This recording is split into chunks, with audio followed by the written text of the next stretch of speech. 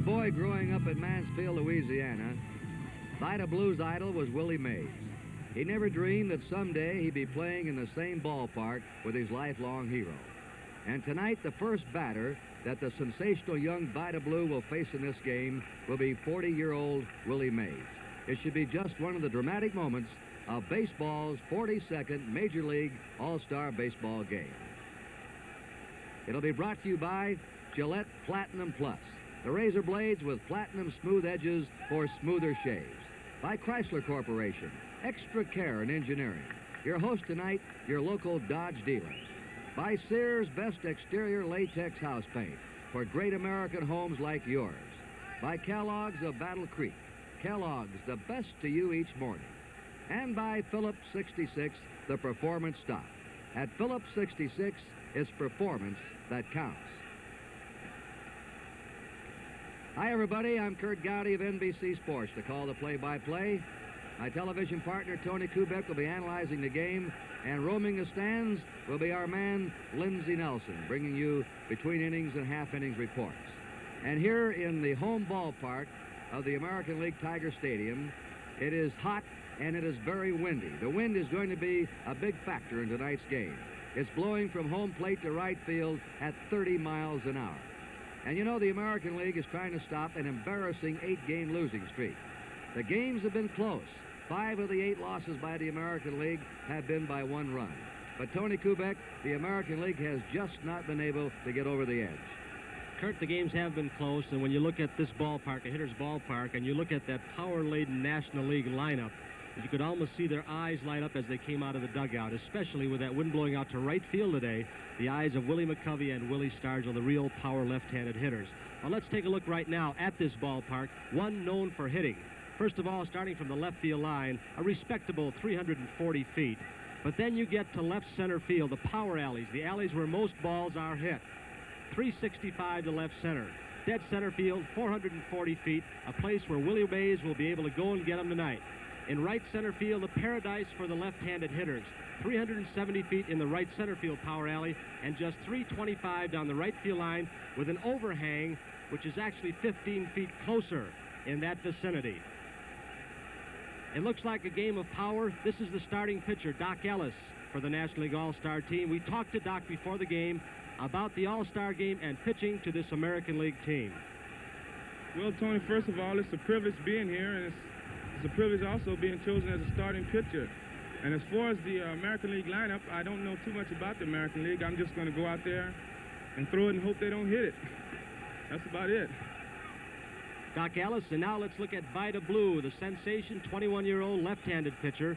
Vida, as Kurt mentioned, will be facing a power-laden National League lineup led off by the great Willie Mays. Here's Vida Blue. Well, first of all, Tony, it's great and honor to be here, and I'm happy about being the starting pitcher for the American League All-Stars. And, well, to face Willie Mays and some of the other powerful stars they have in the lineup is quite an honor, and I can guarantee you they'll have all the respect in the world for me out there. Well, you heard Doc Ellis, Vida Blue. Now let's hear for another man, the voice of the New York Mets, roaming the stands today here in Tiger Stadium, Detroit, Michigan, Lindsey Nelson. Well, as you know, in recent years, most of the All-Star games have been played in the bright new stadium of our country. But also a popular commodity in our country these days seems to be nostalgia. And if that's true, it's altogether proper that the All-Star game be played here, because this is most of all a baseball park. Whether you call it Bennett Park or Navin Field or Briggs Stadium or Tiger Stadium, this has been most of all the home of the Detroit Tigers. It's been the scene of some great players and some great exploits. This is where Ty Cobb played and managed. This is where Mickey Cochran led the Tigers to pennants in 1934 and 35. This was the land of Bridges and Schoolboy Rowe, Gehringer and Hank Greenberg. More recently, of course, this is where Denny McLain pitched. It's been the home of Al Kaline and Norm Cash. And so if nostalgia is the thing we're looking for, it's altogether proper that tonight, when we have the greatest stars in the baseball world here in Detroit, they'll play it right here at this ballpark. Now back upstairs. And now, ladies and gentlemen, we're going to meet the lineups for the National League and the American League. Ladies and gentlemen, good evening, and welcome to Tiger Stadium in the 1971 All-Star Game. Here are the starting lineups. beginning with the National League All-Stars and their manager from the Cincinnati Reds, George Sparky Anderson.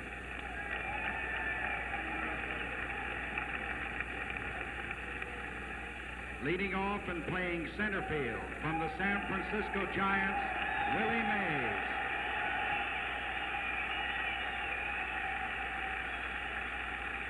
Batting second and playing right field from the Atlanta Braves, Henry Aaron. Batting third and playing third base from the St. Louis Cardinals, Joe Torre. Batting fourth and playing left field from the Pittsburgh Pirates, Willie Stargell.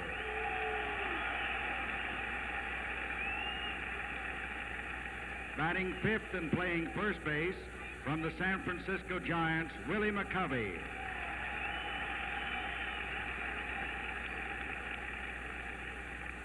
Batting sixth and catching from the Cincinnati Reds, Johnny Bench.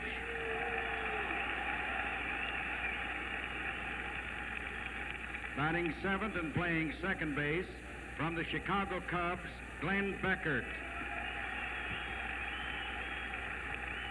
Batting eighth and playing shortstop from the New York Mets, Bud Harrelson.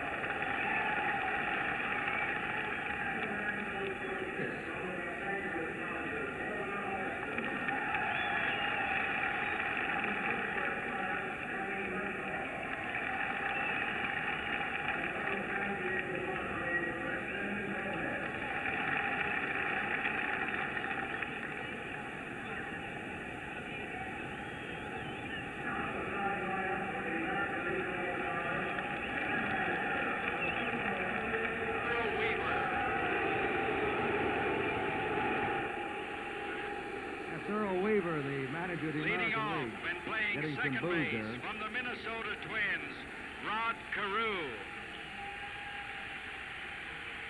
Batting second and playing center field for the New York Yankees, Bobby Mercer.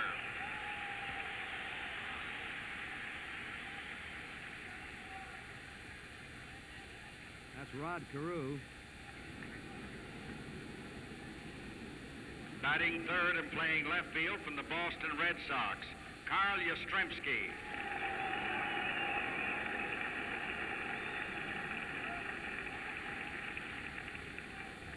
Batting fourth and playing right field from the Baltimore Orioles, Frank Robinson.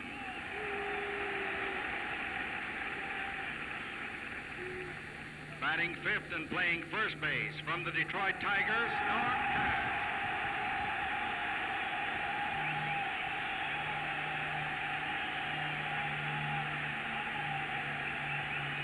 Batting sixth and playing third base from the Baltimore Orioles, Brooks Robinson. Batting seventh and catching from the Detroit Tigers, Bill Freehan.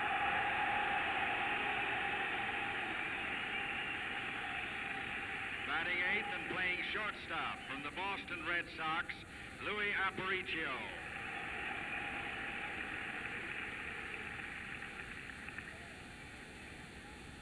Batting ninth and pitching, Vida Blue from the Oakland Athletics, who is warming up in the bullpen. And here are the remaining American League All-Star players and coaches.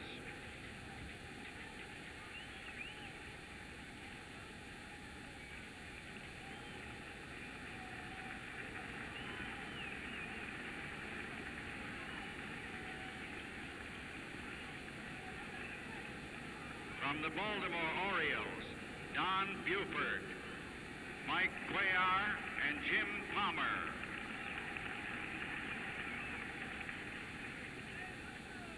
From the Boston Red Sox, Sonny Siebert. From the California Angels, Andy Messersmith.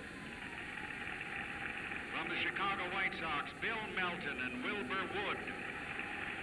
From the Detroit Tigers, Al Kaline and Mickey Lowell. From the Kansas City Royals, Amos Otis and Cookie Rojas. From the Milwaukee Brewers, Marty Patton. From the Minnesota Twins, Leo Cardenas, Harmon Killebrew, and Jim Perry. From the New York Yankees, Thurman Munson. From the Oakland Athletics, Dave Duncan and Reggie Jackson. From the Washington Senators, Frank Howard. And the American League coaches, from the Baltimore Orioles, Billy Hunter. From the Detroit Tigers, Billy Martin.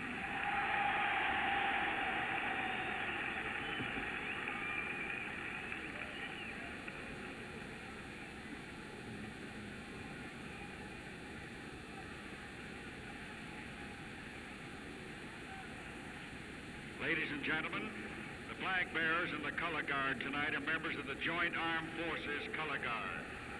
At this time, we invite you all to join in with the Merle Albee Band and Robert Taylor in singing our national anthem.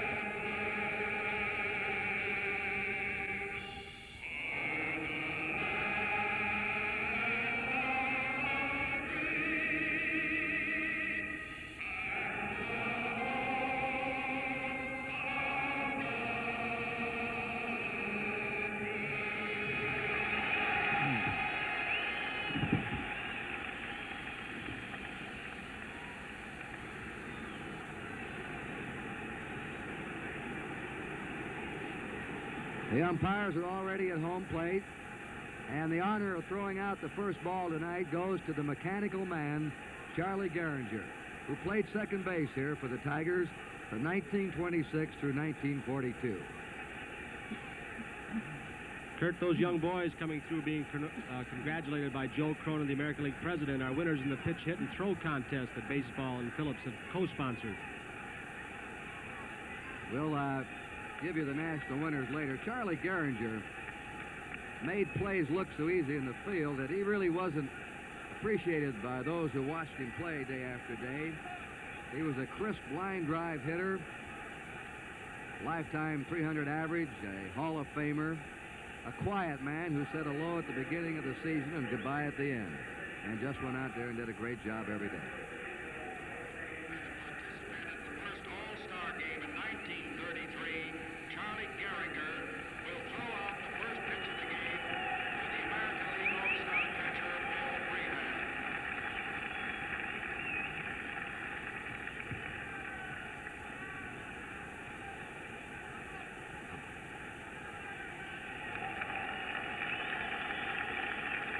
Bill Freehan, the American League catcher, receiving the honorary pitch. John Fetzer, the owner of the Tigers, with Gehringer, and Joe Cronin, the president of the American League. One more. The pitch, hit, and throw champs tonight, the 9-year-old champ, is Dan Langmaid of Wheaton, Illinois. The 10-year-old champion, Chet Masterson of Vicksburg, Mississippi. The 11-year-old champion, David Swartz of Phoenix, Arizona. And the 12-year-old champion, Wallace McDuffie of Gaston, Alabama.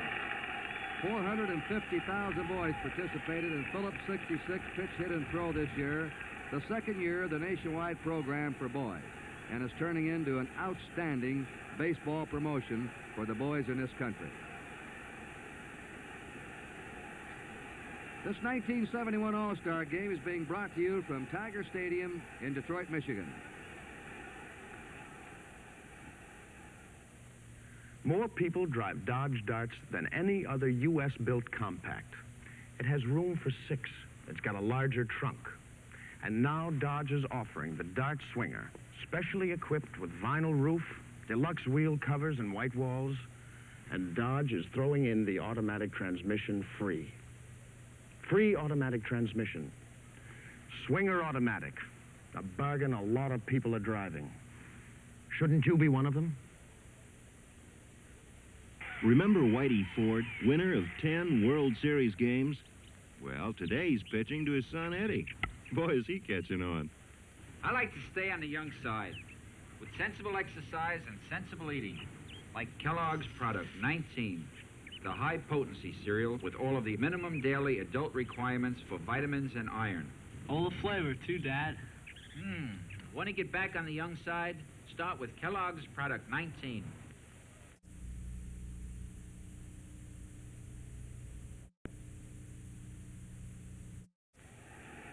The two managers, Earl Weaver and Sparky Anderson, were the umpires for the meeting at home plate. Let's listen in. No, yeah. He does all right, yeah. And with this guy's on, All right. yeah. Gentlemen, we'll start off. In fact, I want to congratulate all you fellows for being in an all-star game. Mr.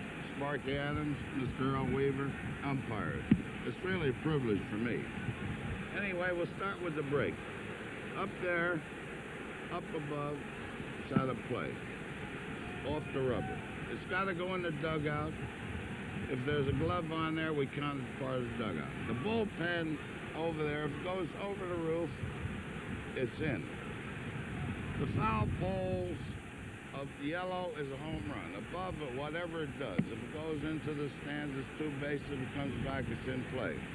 The flagpole, which we have discussed about 4 times, isn't that interesting?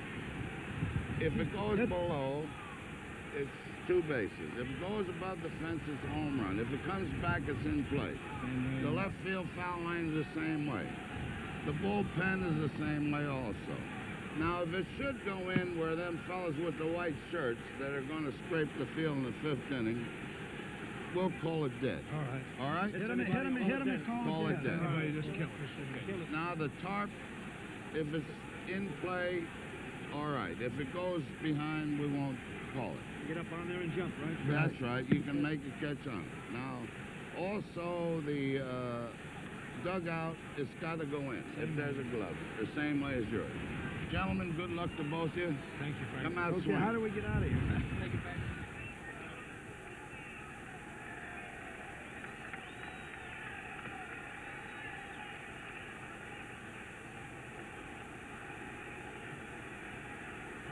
Kurt, we saw the trademark of Vida Blue running out to the mound. He's running out to meet the #1 hitter in this National League All-Star lineup, Willie Mays. Let's hear what Vida Blue has to say about pitching to Willie Mays, the first hitter in this All-Star game.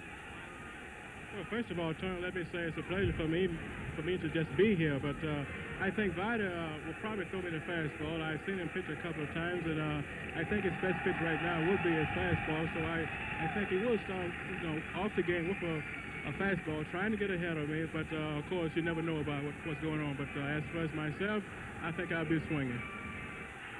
All right, it's Oakland against San Francisco, the old rivalry, and the first pitch of the strike by Vida Blue.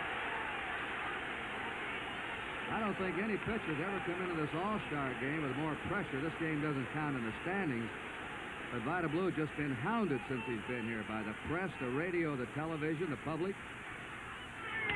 Ground ball to shortstop. Aparicio up, and Willie Mays is out. One down. Henry Aaron will be the next batter.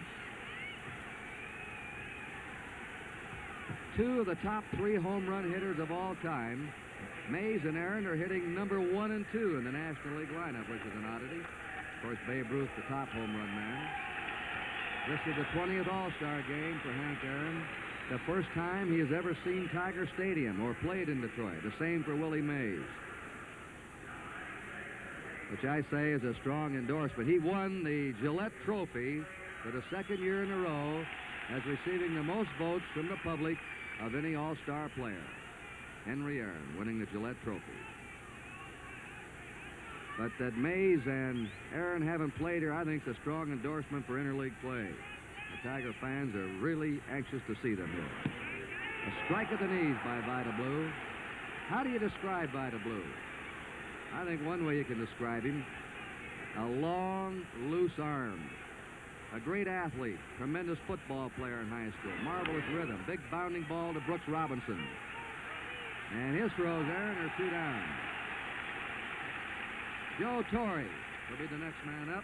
He leads the National League in batting with a .359 average, 14 homers, 65 RBIs. The batters that we talked to that face Vida Blue say he doesn't look as fast from the stands as he does in the batter's box. That about a yard or 2 in front of the plate, suddenly the ball shoots at you. It takes off. It jumps. And it can sail. It can swerve. His fastball's alive. That's his pitch. There it is. He leads the majors in strikeouts. We've had Dean and Grove and Koufax and Feller and Drysdale, great pitchers, come in here. Gomez, never with 17 wins at the All-Star break. 2 strikes. Blue 17 wins, the most that the pitchers had at the All-Star break. The previous high was Bobby Feller, 16 in 1941, and Denny McLean won 16 games coming into the All-Star game of 68. The National League high was Drysdale's 15 wins. Koufax, Marichal, and Necro. 2 down, nobody on. 2 strikes to Joe Torre. Playing Torre straight away. A high fly to shallow center. Looks like an easy 1-2-3 inning for Vida Blue. Mercer lost his cap. Look out. Carew goes back. And that's it. The National League is easily retired by Vida Blue in the top of the 1st. And so the American League now will come to bat with no score. Buffalo Bill Cody influenced the legend of the West more than any other man. As a rider with the Pony Express, as a scout, as a buffalo hunter, as a showman. And although he seemed at home anywhere in the world, home to Buffalo Bill was Scout's Rest Ranch in North Platte, Nebraska. Today we're painting Buffalo Bill's place with Sears Best exterior latex. It's climate formulated for every part of the country. Here's where you need a really tough paint that'll stand up to the prairie heat or a blizzard off the plains.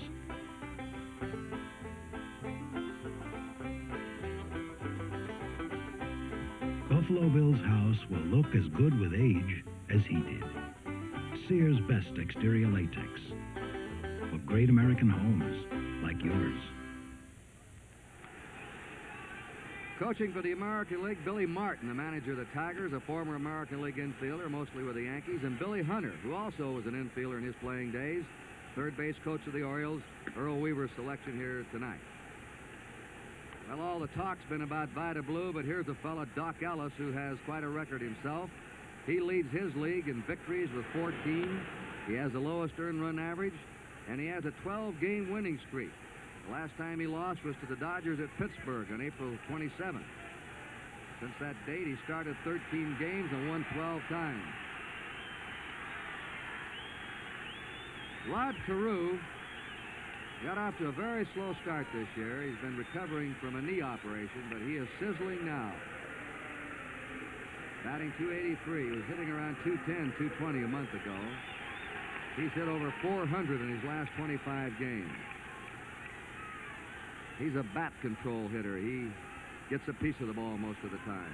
His 5th All-Star start. Playing second base. Ellis's pitch is high and away to him for a ball. Bobby Mercer will be on deck, and then Carl Yastrzemski. They're playing Carew straight away. Remember, a 30-mile-an-hour wind blowing from home plate toward first base. The ball, anything hit in the air toward right field, will be given a tremendous boost. And the American League, with 4 left-handed hitters in the lineup, has an advantage. There's Mercer on deck of the Yankees.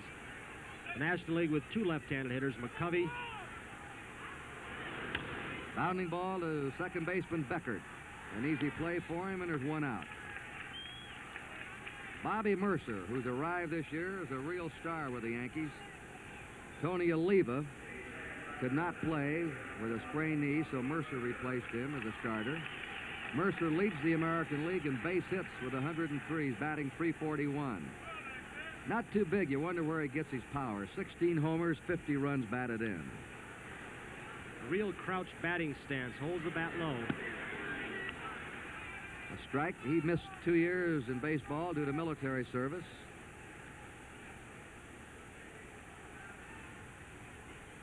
Lives in Oklahoma City. 1-1. Well, the veteran Ellis is having a little more trouble with his control than the kid Blue. Blue is throwing strikes in the top of the first. Mercer's the only starter tonight, not counting the pitchers, who has never played in an all-star game. A big thrill for him in Detroit. Changeup is last foul. 1 ball, 2 strikes to Mercer. 1 out, nobody on. No score, last of the first. Doc Ellis, Kurt, can also throw very hard. I don't think as hard as Vida Blue, but this year he's become successful because he's gone more to his slider, his breaking pitch. He's gotten better control. He's not trying to strike hitters out, just make them hit the ball on the ground. Here's the 1-2 pitch.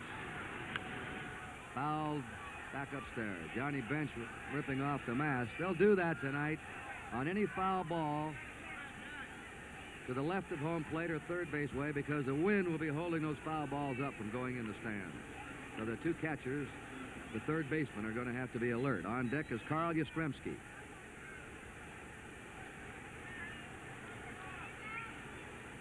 '26-year-old Doc Ellis serving up a 1-2 delivery. Outside, a count 2-2.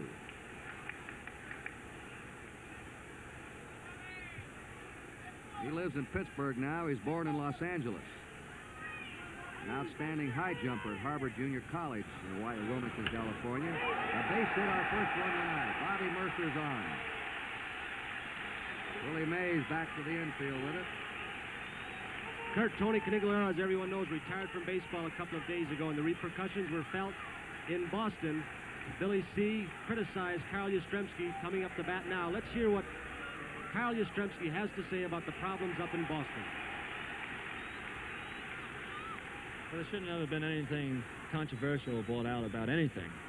I played baseball for 10 years. I love the game. I've worked hard to achieve what I have. I know deep down in my heart that I personally have not had anybody ever traded or fired. It's Carl Yastrzemski, as the pot is bowling during the All-Star break in Boston. Yastrzemski's flying back early tomorrow to attend a Red Sox workout. The count, 1 strike to Yastrzemski. Mercer at first, 1 out. No score, last of the first. Foul back. Yastrzemski tied an All-Star game record by coming up with 4 hits in last year's game. He had 3 singles, a double. He was voted the outstanding player of the game. He played 6 innings in the outfield and 6 innings at first base. Takes one of the hardest swings in baseball. 3 times an American League batting champ. A complete player can beat you with the glove, the arm, running the bases, or with his bat. 2 strikes. Change up, bounce slowly to second. Beckert will have to go to first baseman McCovey. Mercer advances into scoring position. 2 down, and Frank Robinson comes into the All-Star game batting .310 with 14 homers, 57 runs batted in. He wants to manage. He has managerial equipment, but his own manager, Earl Weaver, says he's still too good a player to manage. So where do you find bats like Frank Robinson? Now he's had the experience managing the last couple of years in winter baseball, a good handler of men, and gives a lot of good advice to young players. Mercer at second, 2 down. Fine stop by Johnny Bench. Ball 1 to Frank Robinson. Robinson will crowd the plate. Probably closer than any player in the game tonight. Led his leagues many times in being hit by pitch ball. Sends a ground ball to shortstop Bud Harrelson, who gobbles it up, and the American League is out in the last of the first inning. They had no runs, 1 hit, there were no errors, 1 left. At the end of the first inning in Detroit, it is 0-0. Repeat after me. I, Johnny Bench, I, Johnny Bench, have switched to Gillette Platinum Plus blades have switched to Gillette Platinum Plus blades. because they shave me closer and with more comfort. Me too. Me too. Me too what? They shave me closer and with more comfort, too. You better just stick to catching. Gillette Platinum Plus. Double edge or injector. Both with platinum smooth edges for smoother shaves. Double edge or injector. Can I get some Gillette Platinum Plus injector blades for my brother? Sure, John. Thanks. At your local store. Does my antiperspirant keep me dry? No, sir. You don't do what I do and stay dry. If your antiperspirant doesn't do what you hired it to, fire yours and hire ours. Right Guard antiperspirant. Get the drying agent that really helps keep you dry. Stops odor, too. Well, it depends on the day. You know, on easy days, I'm dry, but on days like today, forget it. Then fire yours and hire ours. Ours is Right Guard. Walter Alston, a longtime manager of the Dodgers, is coaching at first base. Former coach of his and now managing at San Diego, Preston Gomez, coaching at third for the National League. And here's the power king of the majors this year, Willie Stargell. He has 30 home runs. He hit 31 all last season. He's knocked in 87 runs. Leads the majors in both departments, and he's batting .320. Everything in his favor tonight. A short right field and a strong wind blowing toward right. But he's facing a left-hander.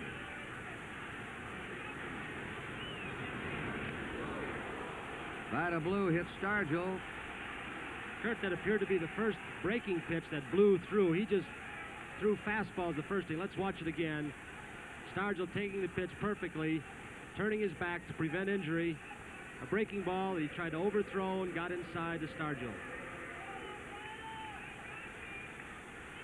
Vida Blue now will face Willie McCovey, who's been a crippled player this year. He just came off the disabled list. He's played 4 games. He's going to have a knee operation at the end of the year. He's batting .285. Ball 1 to him. 11 homers, even though he's been a part-time player, and 41 RBIs. One of the picture hitters in baseball, hits with tremendous power, and hits for a good average. Stargell on first, nobody out, no score. A 1-0 pitch. Blew it right by him, 1-1.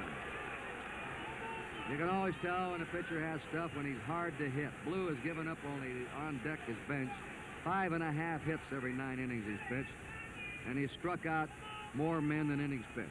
He leads the majors in strikeouts. He's averaged 9.2 strikeouts in every 9 innings he's pitched. Again, that quick one, that ball just jumping in there as it gets to home plate.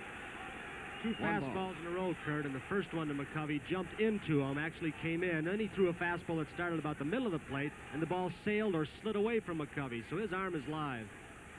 1 ball, 2 strikes to McCovey.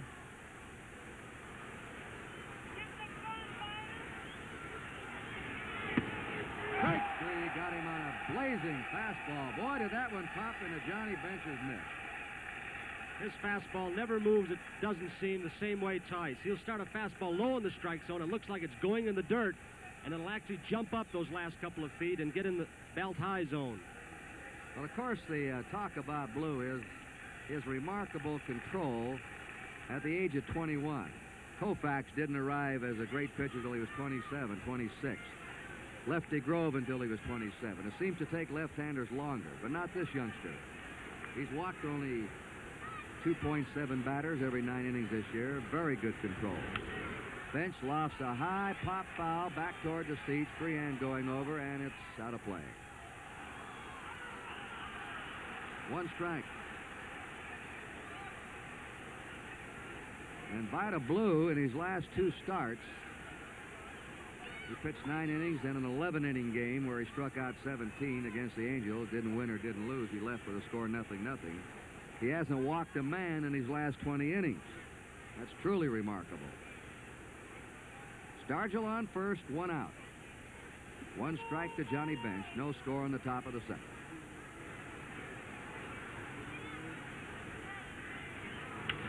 There's a high drive to deep right center. That one is going, and it is gone in the upper deck. A tremendous drive on a high outside pitch by Johnny Bench. I was just about to say that Blue doesn't give up many homers either. Kurt, that's the kind of pitch you rarely see hit off a hard-throwing fastball pitcher like Vida Blue or a Koufax or any other hard thrower. A pitch high and almost in the eyes of Johnny Bench. That's the ball that usually really moves. Let's watch Vida's motion all alone. He has a little bit of a pause when he's in his delivery, right about here, and which throws the hitters off a little bit. And then that arm, like a slingshot, comes over the top, but that time not good enough. He got the ball up, and Bench really powered it to right center. And I don't think the wind helped that ball too much. The ball just jumped out of it. That landed over the 415 marker in the upper deck in right center. Strike to Glenn Beckert. That is a tremendous shot for a right-handed batter to the opposite field. You can't hit him much harder than that. Glenn Beckert, very hard to strike out. Batting .336 for the season. Curve is hit deep into left center. Mercer giving chase. He's over there. He's got it. 2 down. And frail Bud Harrelson of the Mets coming up. The key player in the Mets. He was kidding tonight. He said, I wonder how come they got all those other fellows hitting above me in the lineup. I mean, guys like Aaron and McCovey and Stargell. Ought to be up there in the power spot. He's batting .268. No homers. 20 RBIs. 2 runs in for the National League in the top of the 2nd. Fastball, strike. 2 down, bases empty.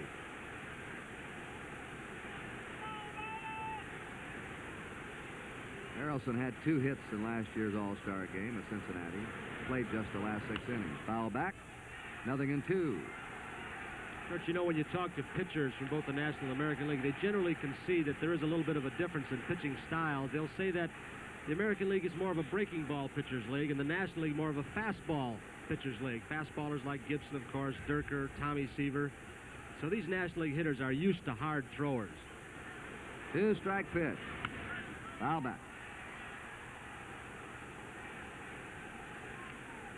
The fans selected the starting lineups. The managers picked the rest of the squad and the pitchers.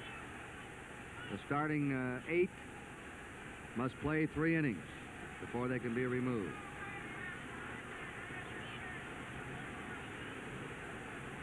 Here's the 2-strike pitch. Curve is inside.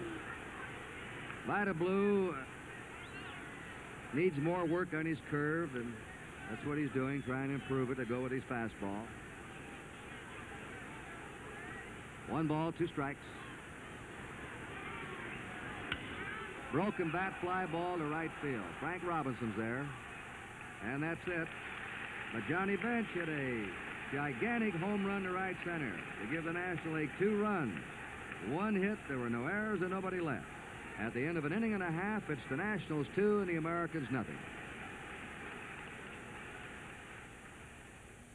When DuPont introduced Rally Cream half-hour car wax, it kicked up quite a storm. Because that half-hour shine is every bit as weatherproof, as dirt-proof, and as detergent-proof as even hard-to-use paste waxes. And here we go again with Riley Liquid half-hour car wax. Who said lightning never strikes twice? Hey, Carl, want a lift? Got a new Dodge Polara. No, thanks. Get in shape. So bad it's really plush. Come on, hop in. Gotta get in shape. Air conditioning's really great in here. Got it for half the sticker price. Air conditioning? You get a specially equipped Polara with stuff like radio, power brakes, and Dodge will give you half off the sticker price on the air. Air conditioning? Well, don't say I didn't try. Fred, wait! The gentleman in the dark suit with the glasses is Senator Robert Griffin in Michigan. Charlie Geringer next to him, and Commissioner Kuhn in the white suit with the glasses, and Mrs. Kuhn. They're in the commissioner's box tonight. Norm Cash getting a big hand. First baseman of the Tigers. Just a few years ago, he was being booed heavily here by these hometown fans, but he's having his best year in 10 years. He's tied with Melton of the White Sox for the lead in homers in the American League with 20, batting .293. And he was mad about this All-Star game a few days ago. Foul ball.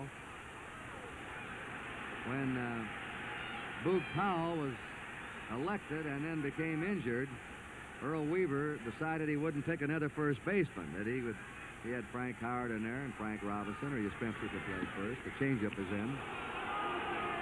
So Cash got mad at Weaver, but they patched it all up now. And Cash said, well, sure, I wanted to play. I wanted to play in Detroit. I was mad for a while, but then when I got to understanding it and talked to Earl, why, it's all cleared up.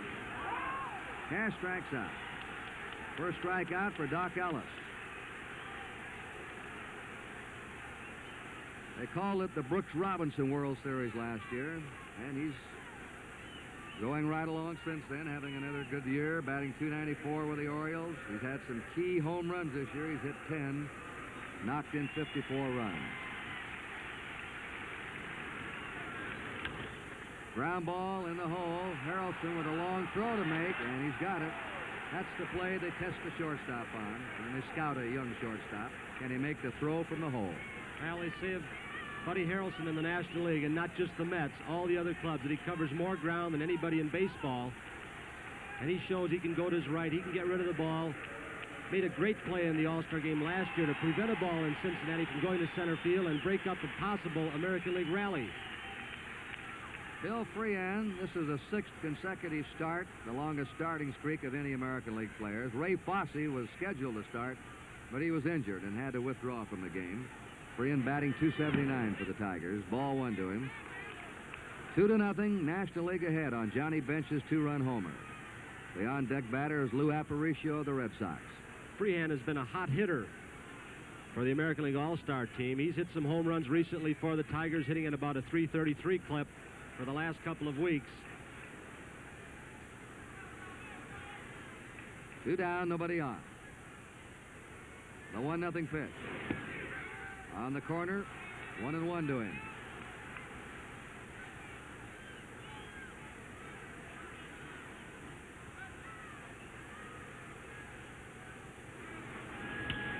There's a long drive to left field. Stargell back, has room, and grabs it right up against the fence. The wind held that one up. Didn't quite get it, Kurt. It looked like changed up, and he got on the end of the bat. So at the end of 2 innings in Detroit, Michigan, the scores: the National League 2 and the American League 0.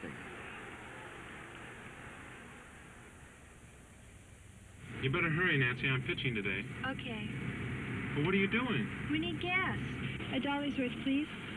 Yeah, for some quick starting gasoline. What? And then some detergent gasoline they sell down the road. Nancy. What's the matter? Nancy, you don't have to make 3 stops. Pull in here. This is a Phillips 66 Performance Stop. And these are Phillips 3 for the money performance gasolines. 3 for the money? Right.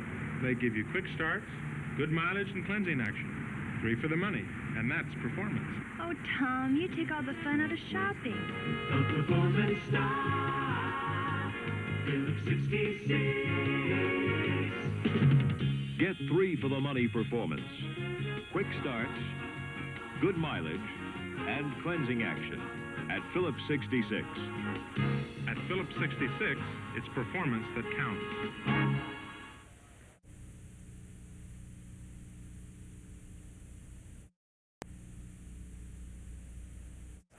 This telecast presented by authority of Major League Baseball, intended solely for the private, non-commercial use of our audience. Any publication, retransmission, or other use of the pictures, descriptions, and accounts of this game without the express written consent of the Commissioner of Baseball is prohibited. Sellout crowd tonight. It's been sold out for months here. 54,000 in Tiger Stadium. And the scalpers were busy outside 5 or 6 o'clock tonight with people looking for tickets. Doc Ellis, the National League pitcher, will be leading off against Vida Blue. Blue has struck out one, hit a batter, given up one, hit a home run. Ball 1 to Doc Ellis. Willie Mays on deck at the top of the order, and then Henry Aaron. We're talking about Blue not giving up many home runs, 1-1. He's allowed only 1 home run every 30 innings this year, which is an outstanding ratio. But he's been tagged tonight. 1 ball, 1 strike. That's his curve. It's high and away, ball 2. 2-1 to Doc Ellis. Blue is a very smooth delivery. There's some warm-up for the American League. Jim Palmer of the Orioles. And that's Juan Marichal, Tony, in the National League. Trying to bunt his way on. 2-2 to Doc Ellis. Blue with a very smooth, rhythmic delivery and style. He gets his whole body, not just his arm, into the delivery of the pitch. See him rock back on that back foot, get a nice easy motion, push off, and get that momentum going forward. And then that slingshot arm coming over very quickly, which is very deceptive to the hitters. 2-2 delivery. Second strikeout for Vida Blue. 1 out in the third, and Willie Mays up. Willie grounded out his first time. Well, they seem to be turning that calendar back out there in the Bay Area. First it was George Bland at the age of 43 in football, and here's Willie Mays at the age of 40 in baseball.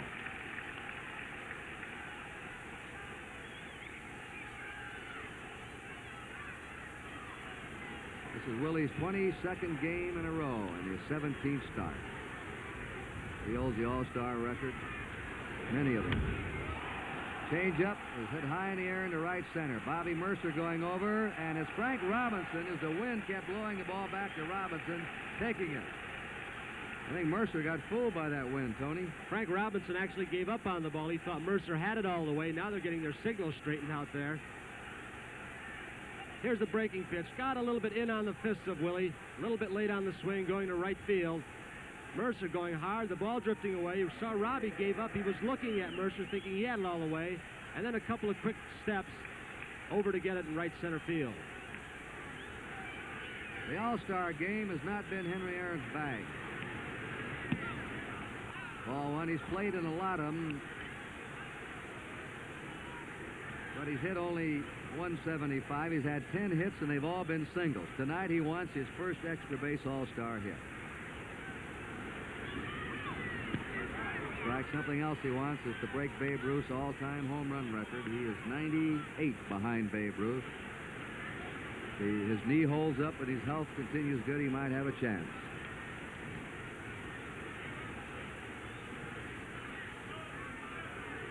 One ball, 1 strike. You know, it's odd, Tony. He's 4th of all time in extra base hits in baseball, and he can't get an extra base hit in an All-Star game, as many as he's played in. 2 down, nobody on. 3rd inning, the National League ahead, 2-0. That one had something on it. 1 ball, 2 strikes. Mention that bad knee of Henry Aaron. He's had fluid drained off the knee something like 8 times, he was telling me, since spring training. Puffs up, he's got to get out of the lineup. It starts hurting him too much. A high fly ball, the wind carrying that one out. And it is gone in the upper deck. Henry Aaron gets his first extra base hit, his first All-Star homer, and 2 right-handed batters has hit home runs to the opposite field off Vida Blue. Blue did not make a bad pitch, it didn't look like. The ball looked like it was almost by Henry. He just kind of waved at the ball, just flipped at it with those quick hands and arms of his.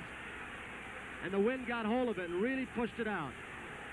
See how far back that ball is on Aaron. Look at that. He didn't even have full extension on those arms. You could see those hands had not come through yet. Was not hitting the ball way out in front. And yet the wind got hold of it and carried it into the right field stands, the upper deck. National League leading 3-0. Joe Torre popped up his first time. A strike to him. Anything hit in the air tonight to right. Watch out. 2 down, nobody on.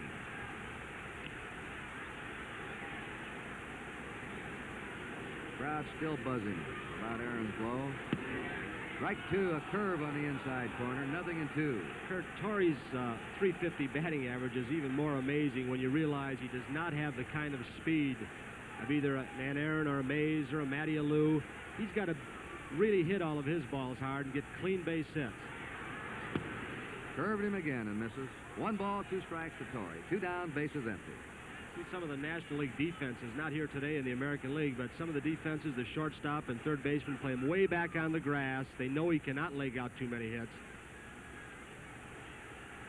1-2 pitch. Struck him out on a curveball. Vida Blue winds up his 3 innings with 3 strikeouts, but he gave up 2 homers. 1 run, 1 hit, no errors, nobody left. At the end of 2.5 innings, the National League 3, the American League nothing.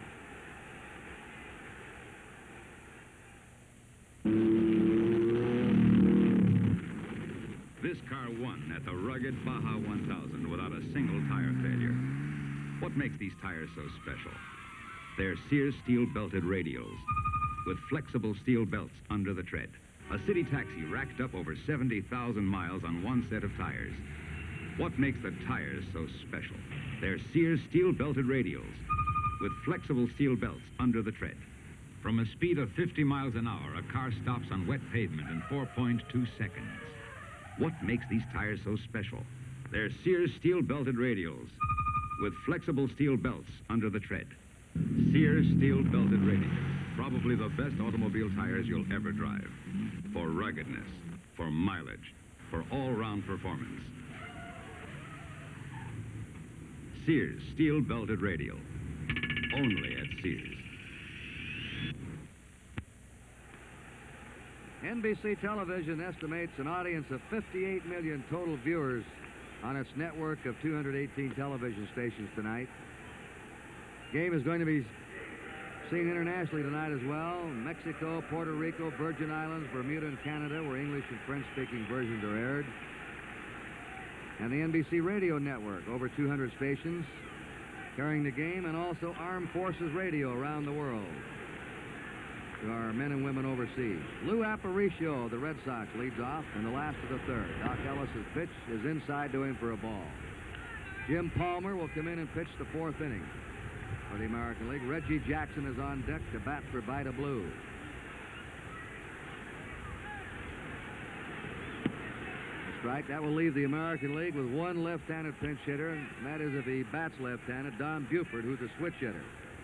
The rest of the American League bench is right-handed. 1-1 to Aparicio. Foul ball. 1 ball, 2 strikes.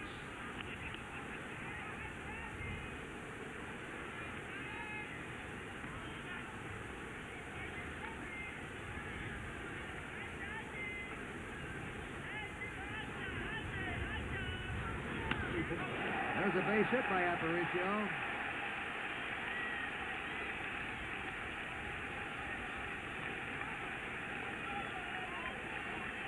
Marichal is still warming up for the National League. You see Willie Davis throwing down here, and Roberto Clemente. Lee May, also Pat Corrales, just warming up Willie Davis. Reggie Jackson, Marichal, still in the National League bullpen, batting .272 for Oakland. 17 homers. He's bounced back this year. 41 runs batted in. A fine all-around player. Good defensive outfielder, base runner, and thrower.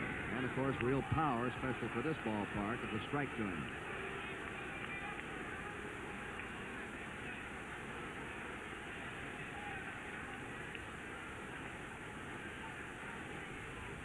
Aparicio on first, nobody out.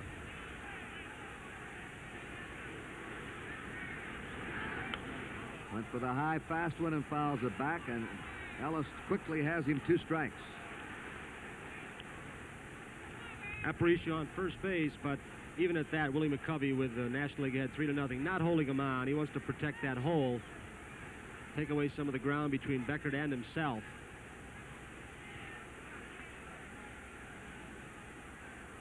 Two-strike count. Foul again. Ellis throwing the ball right by Reggie Jackson. Ellis had been going with his slider off and on, throwing fastballs and some pretty hard ones. He's had arm trouble for the Pirates at times this year, but it usually occurs about the 6th or 7th inning when his arm starts tiring. He hasn't pitched since last Tuesday. He's had 6 full days of rest. Pirates were rained out on Sunday when he was scheduled to pitch. 1 ball, 2 strikes to Reggie Jackson. Doc Ellis pitched a no-hitter at San Diego in June of 1970. He walked 8 in that game, hit a batter, and still pitched a no-hit, no-run game. There's a long drive. That one is going way up. It is off the roof. That hit the transformer up there. A tremendous smash. Only 8 players have hit the ball over the roof here in Detroit. And Jackson nearly did it then out of the ballpark. It's been done 13 times, Kurt. Norm Cash has done it the most, 4 times. Mantle has done it 3. Williams has done it. But that one was really a smash, more toward right center field. Longest ball ever to be hit out in that area was estimated at 560 feet by Norm Cash. What a smash. Tony, remember the home run we saw him hit in Minnesota year before last? It measured 500 and some feet off the top of the scoreboard there in the Twin Stadium. Now it's 3-2. National League leading, and Rod Carew's the batter. It's a strike to him. Carew grounded out his first time up. 3 king-size home runs tonight so far. The evening's young, and the wind is just as strong. Ball 1, strike 1. Kurt, I've seen 2 of Mickey's home runs in that area and 1 of Norm Cash's, but I've never seen anyone get out as quickly as that one did. And it looked like it was on the rise. It wasn't a high fly ball. It was going up. 1-1 pitch. Ball 2 to Carew, 2-1. 3 runs, 2 hits for the National League. Homers by Bench and Aaron. 2 runs, 3 hits for the American League. That's the 9th pinch hit home run in All-Star Game history. The last one was back in 1962 by little Pete Runnels. Ball 3, who's now living outside Houston. There's Earl Weaver, the American League manager. Brooks Robinson pointing out. They're still pointing up at the spot where Jackson hit that drive. They can't believe it in the dugout. It was big Frank Howard to your right of your screen. He looked even in awe, and he said hit a hard one in this park. Ball 4, and Rod Carew's on.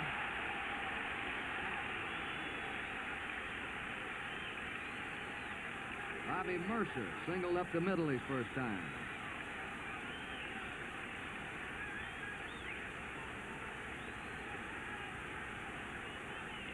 I can't get over the way that ball jumped out of here. I think they've had a stopwatch to see how long it took to get that distance.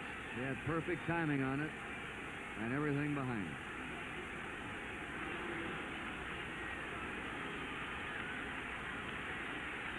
One out. Nobody out. Let me check that. Carew's at first. Ball 1. 3 men in a row reach base now. Aparicio single. Reggie Jackson homered. Carew's walk. And it's 1-0 to Bobby Mercer.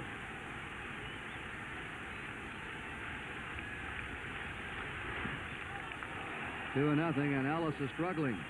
You know, he was really letting it out with the fastball on Reggie Jackson, and he had a couple of fastballs actually by Jackson. And then he tried to throw another one with a little extra on it.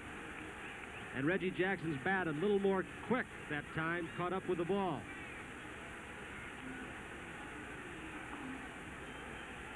If Jackson's drive had been between the stands and the light transformer, it would have sailed out of the ballpark. 2 balls and no strikes.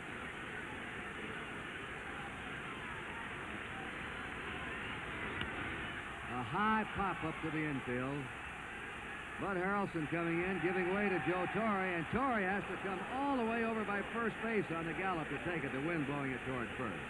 We pause briefly for station identification. This is the NBC Television Network.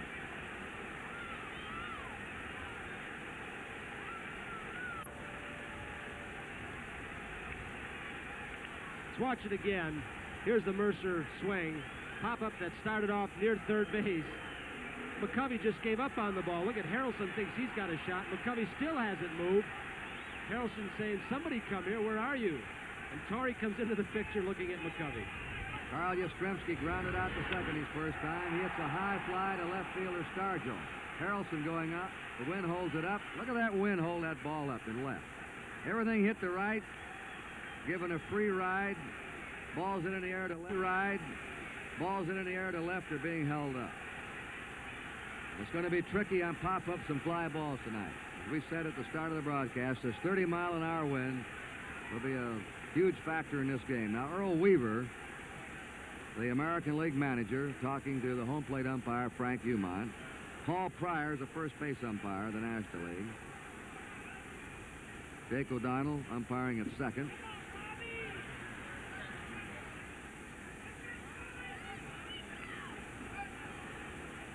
Umpiring at third is Doug Harvey of the National League. Don Denker is on the right field line, and Nick Colosi on the left field line. Rod Carew at first, 2 down. Frank Robinson up. He grounded the short his first time. Strike to him. National League ahead 3-2 in the last of the third.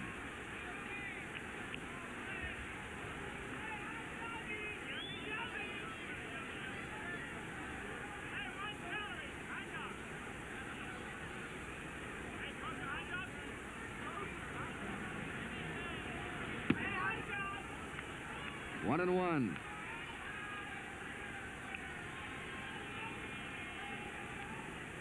Covey holding against Carew.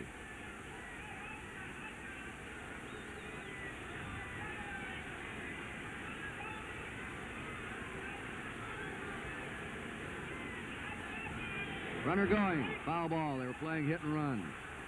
Frank Robinson, seeing that runner breaking, saw the wide open hole as Glenn Beckert had left his position. Tried to shoot one through that area. A little bit late. A 1-ball, 2-strike count to Frank Robinson. Carew at first, 2 down.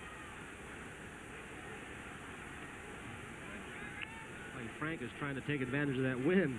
Like he was hitting late, trying to get the ball in the air.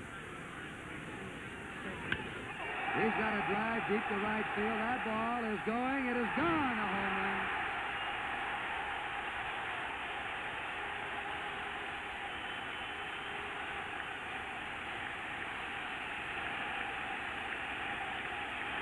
Certainly talk about place hitting.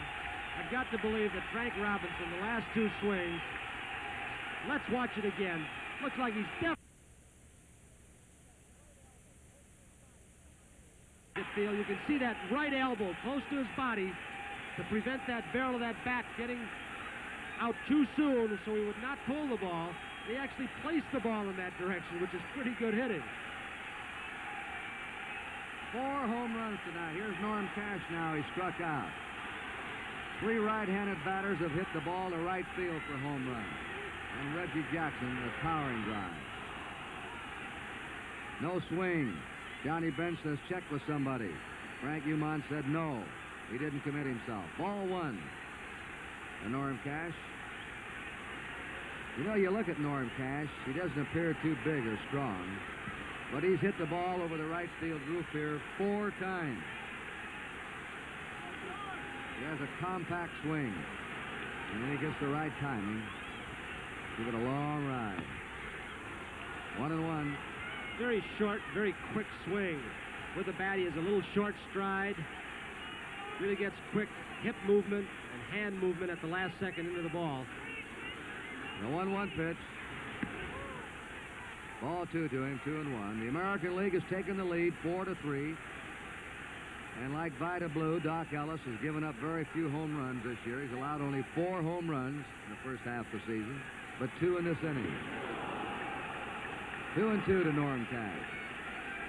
The fans here now, Tony, they expect every swing to be a homer after they've seen 4 blasts in the first 3 innings.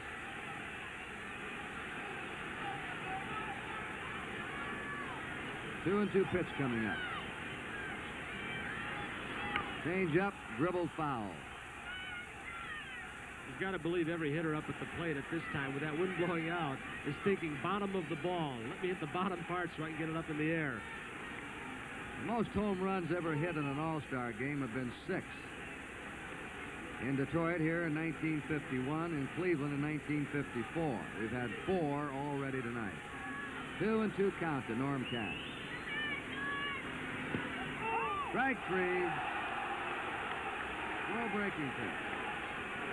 4 runs for the American League on 3 hits, 2 homers. There were no errors. Nobody left. At the end of 3, it's the American League 4, the National League 3.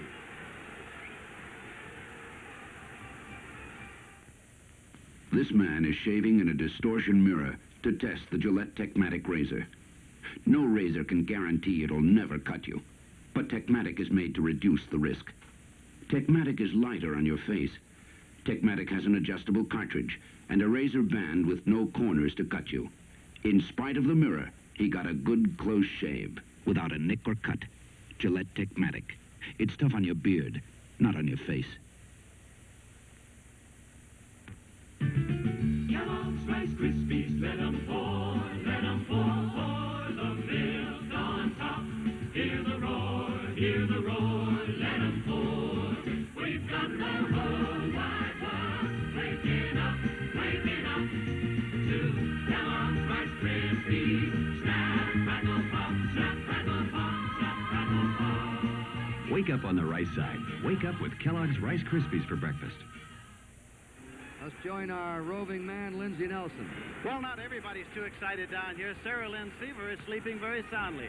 The daughter of Met pitcher and all-star pitcher Tom Seaver and Nancy. How old is she, Nancy? She's 4 months old. She's been to Shea Stadium, I know. Oh, yes, but I think she got a little overconfident about the National League lead here, and she fell asleep. I see what you mean. Well, on my right is Mrs. Bud Harrelson. Her husband's the National League starting shortstop. That must please you. Yes, it does very much. We're very happy. And he's doing very well? Yes, I'm waiting for his home run. Fine, very much. Yvonne Harrelson and Nancy Seaver and Sarah Lynn. Now let's go back upstairs. A strike to Willie Stargell, delivered by the new American League pitcher, Jim Palmer. Palmer's won 11 games, lost 4 with the Orioles. Appears to be headed for another 20-game season.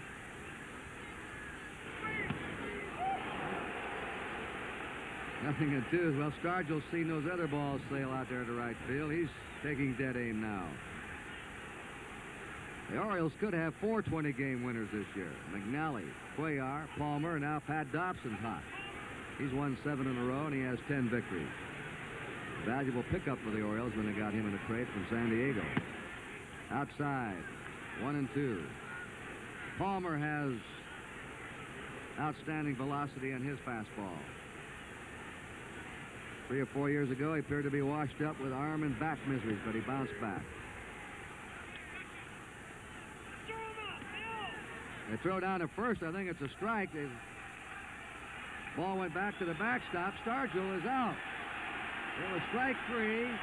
Skipped off the glove of Freehan, went to the backstop. Stargell thought the ball had tipped his bat. And so a strikeout for the pitcher, an assist for the catcher, and a put out for the first baseman. And Willie Stargell, the strikeout victim. Here it is again. I think Freehan got crossed up. Let's see if it ticks the bat of Stargell. Freehan with the glove still low. See if he's looking for curveball. Curveball, it's not coming. And now the ball takes off fastball. He can't get his glove up. Stargell did go around. But I do believe, Kurt, you're right. He thought he had ticked the ball. And he would get another chance.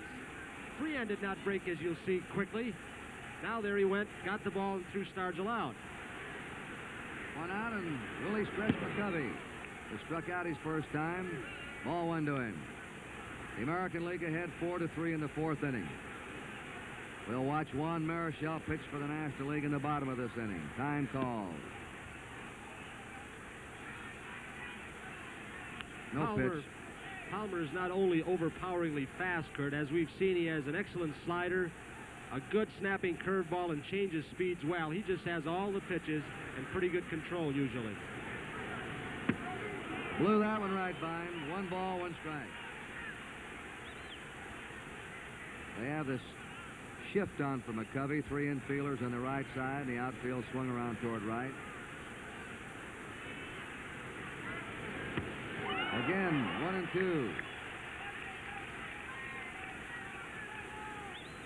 Palmer grew up in Los Angeles, attended high school in Scottsdale, Arizona. Lives now in Timonium, Maryland, a suburb of Baltimore. 1 ball, 2 strikes to McCovey. Inside, 2-2.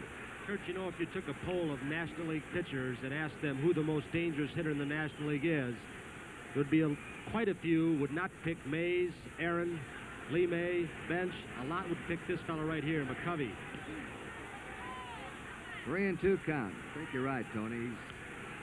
Pitchers say he's just awesome looking when you have to face him from the mound.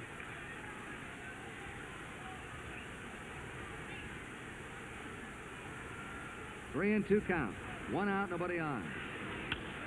Ground ball drilled to second base. Rod Carew to Norm Cash, and they're 2 down. Johnny Bench smashed a home run in the upper deck in right center his first time.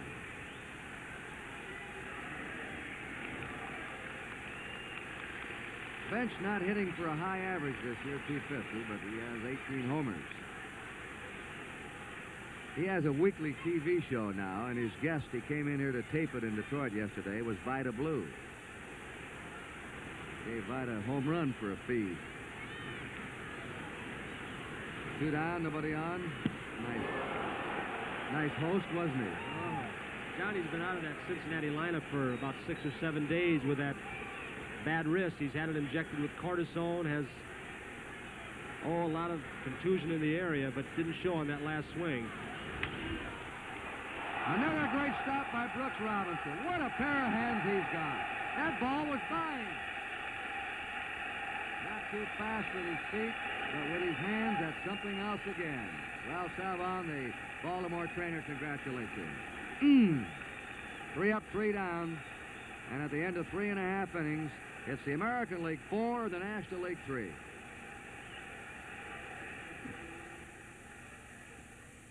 By far and away, it's 1971's best-style new car. That's Car and Driver magazine talking about the beautiful new Dodge Charger. And when you can get the lowest price Charger hardtop with a special package of options like white walls, wheel covers, and get the Landau vinyl roof at no extra charge, well, you can't really afford to pass it up now, can you? Charger Topper at your Dodge dealers. To the Equitable agent, no 2 people are alike. Is there anyone else in the whole human race with your kind of style and your kind of grace? No 2 people are exactly alike, and that's what the Equitable agent never forgets. All his training and thinking are shaped around you and your life insurance needs. To the Equitable agent, there's nobody else exactly like you. Nobody else like you. Well, Johnny Bench just went over to Brooks Robinson and said to him, what's going on? Is this the World Series all over again? We talked to Brooks about the defensive play in this All-Star game. Let's hear Brooks Robinson.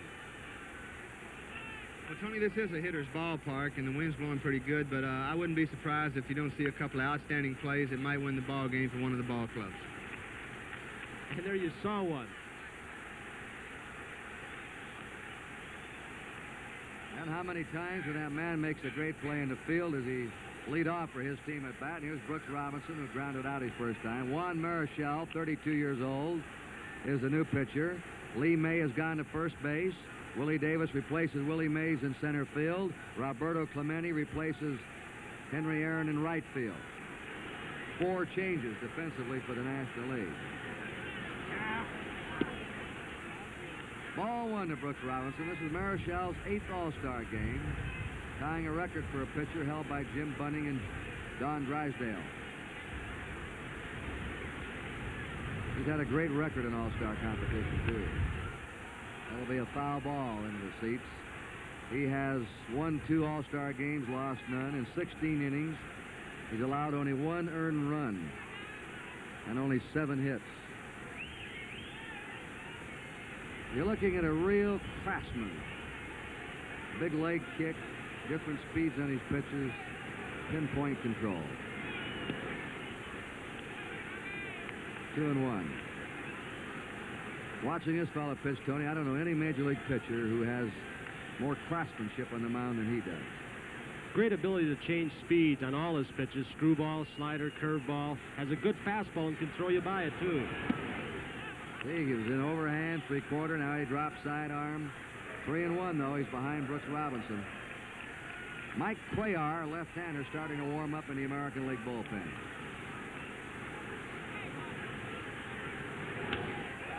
Fly ball to Willie Davis, backing up. Plenty of room. 1 down.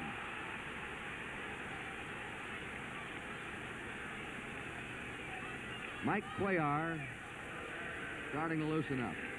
Bill Freehan has flied to left.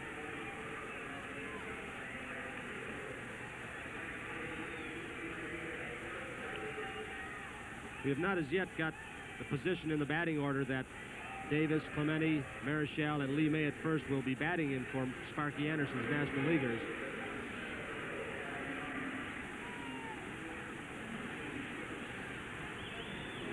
One out, nobody on.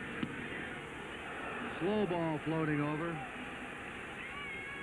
Strike 1 to Freehan. The American League ahead 4-3 in the last of the 4. You just joined us, we've had 4 home runs already. Strike 2 to Freehan. Get a chance from this center field camera shot. You'll see that Marischal does not use the middle part of the plate. 17 inches wide, but you'll see he's on that corner inch on each side of the plate, the little black line around it. He really works you over. 1-2 to Bill Freehan. Let's watch this famous Marischal leg kick. That smooth delivery, confusing the hitter, hiding the ball, the glove, the leg coming at you, and then the arm over the top. Got him a curve and just missed inside. 2-2. Marischal bouncing back this year. Last year had the virus and then incurred penicillin poisoning. It wasn't until the last half of the season that he had recovered and pitched to his old form.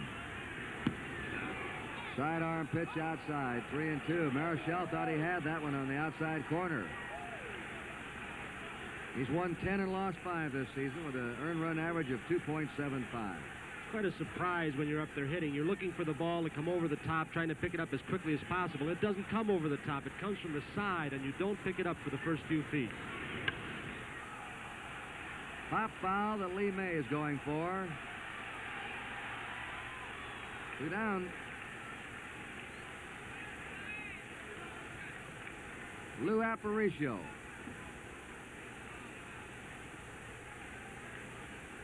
Who has the lowest batting average in the All-Star game, 206. He started to hit better lately. He's a senior player for the American League at the age of 37.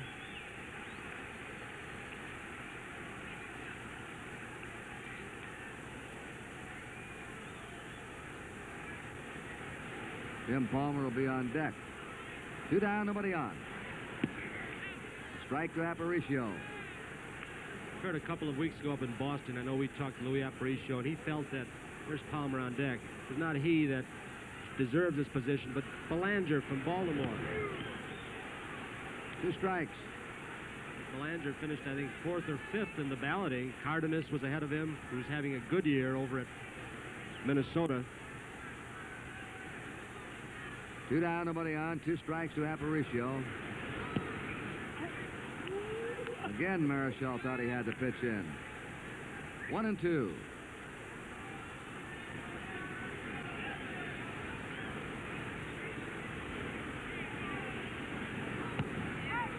2-2. Notice how he works from one end of the rubber. Then he'll move around. Right now he's working from the first base side of the rubber.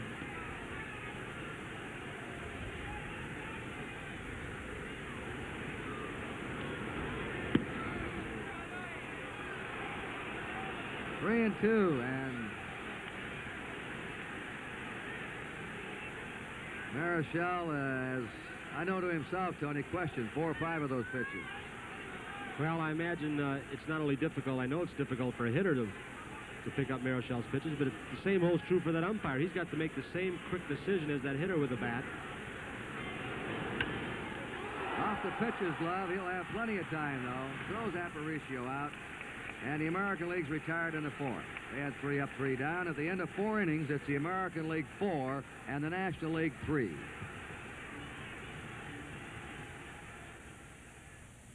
Playing football at Sagamore Hill meant playing with the president, Theodore Roosevelt. And that meant trying your hardest and getting all dirty and not being yelled at. To help preserve Sagamore Hill, we're painting it with Sears Best exterior latex. Because the house is right on Long Island Sound, it's important that Sears Best is climate formulated. We've tried to make a paint as tough as Teddy Roosevelt himself. Sears Best exterior latex for great American homes like yours. Look at these hands. They're full of the same sludge that the wrong oil can build up in your engine. What's the right oil? The one that'll keep your engine running clean? This one. Trop Arctic from Phillips 66. To prove it, I'm going to clean that engine sludge from my hands with Trop Arctic and nothing else. And look, it works. Now, we don't recommend it for cleaning hands, but imagine what it does for your engine. Phillips Trop Arctic. At Phillips 66, it's performance that counts. Now a word on behalf of Major League Baseball. The best entertainment in the country is still baseball. With the cost of virtually everything continuing to spiral upwards, baseball has done a great job of holding down the price of its tickets. In both the majors and the minors, the tickets are reasonably priced, and the shows are best in town. Where else can you so economically take your entire family for an evening of hot dogs, peanuts, pop, and just plain fun? We just got the changes. Clementi's going to hit number 1 in the National League lineup. Lee May 2nd. Willie Davis will bat 9th. Foul back, and Marichal will hit 5th.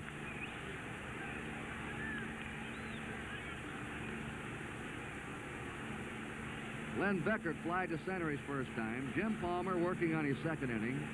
Vida Blue pitched the first 3 innings. Gave up 3 runs, 2 hits, both homers. Rod Carew going for that ball. In time, Cash out of the dirt. 1 away. The American League starting lineup is playing without 3 of those voted in by you fans. Boog Powell at first base with an injured wrist, a bone fracture. Oliva with a bad knee, and Fosse, the catcher, being replaced by Bill Freehand. Sam McDowell, also appointed to the pitching staff by Weaver, was replaced on the staff by Wilbur Wood of the White Sox. McDowell having some arm trouble. Switch hitting Bud Harrelson flying to right his first time. We're in the top of the 5th inning. National League has 1 down, nobody on. 1-0 to Harrelson. The American League's ahead 4-3.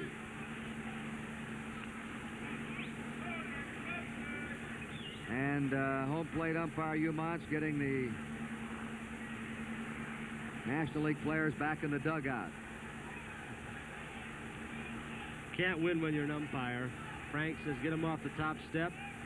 In case the ball should come through there, they don't impede the progress or interfere with somebody coming over. And Sparky said, hey, we don't have any room. This is a big squad. Where am I going to put them? They want to watch the game, too.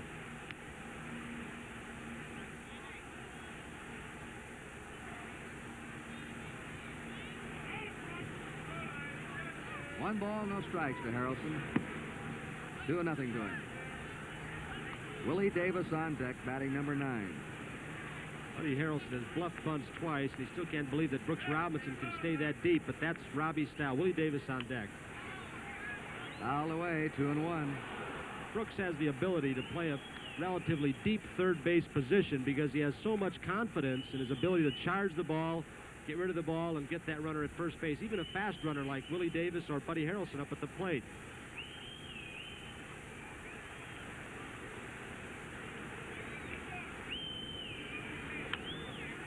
Another foul down the left field line.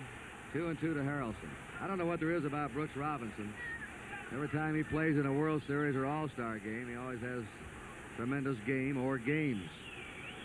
Earl Weaver, when we were sitting on the bench together as Brooks walked by, said, "Hey, Brooks, come on now, let's get up for this game. You never make the big play in the big game. When we need it, you never make it." Kind of kidding Brooks, and Brooks just smiled, and he's already made one great play. 2-2 to Bud Harrelson.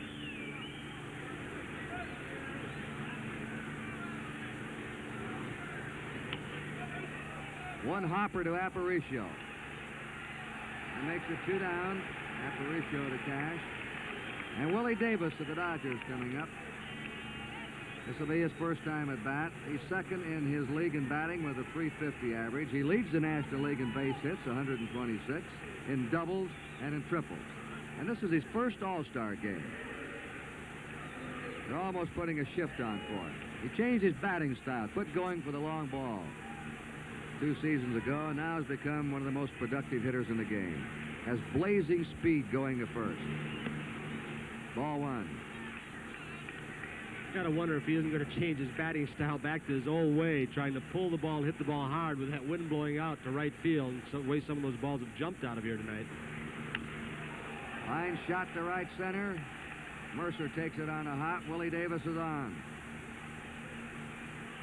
We go to the top of the National League batting order. Roberto Clemente, who replaced Willie Mays in that spot, will be up for his first time. Clemente has been the hottest batter in the majors the last 3 weeks.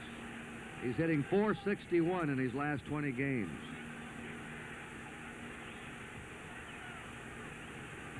He always looks like he got up out of bed on the wrong side or he had a bad mattress. Always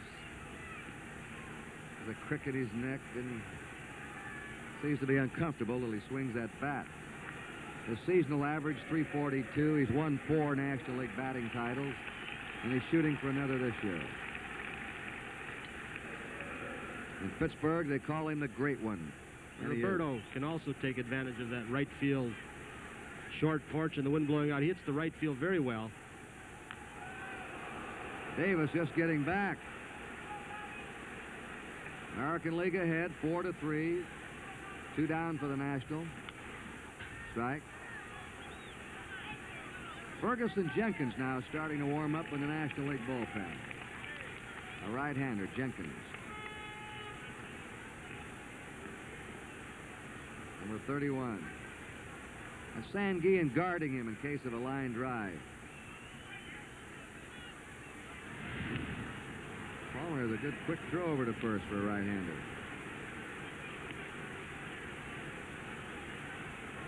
Runner going. Foul ball back. National League playing hit and run.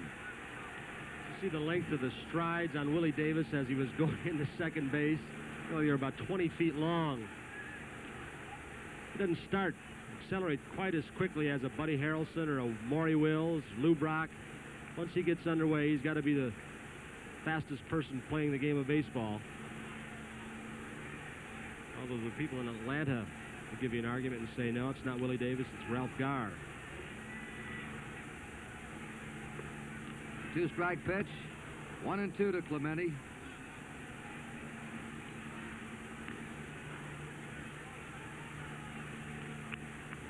Lee May on deck. Will be hitting number 2 now for the National League.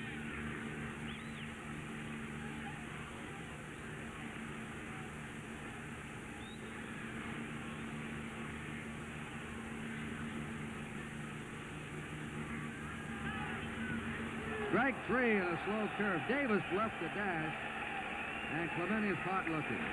No runs for the National League. 1 hit, there were no errors, 1 left. We've gone halfway, 4.5 innings. It's the American League 4, the National League 3.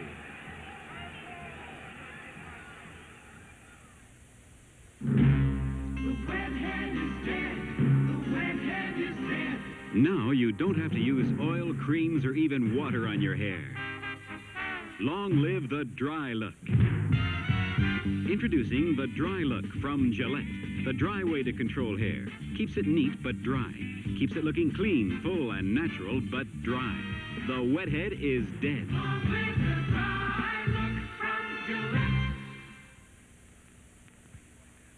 Raise your right hand, repeat after me. I, Rico Carty, I, Rico Carty, have switched to Gillette Platinum Plus blades. I'll switch to Gillette Platinum Plus blades. The blades with platinum smooth edges for smoother shaves. It's the platinum that does it, huh? Just repeat the words, Rico, okay?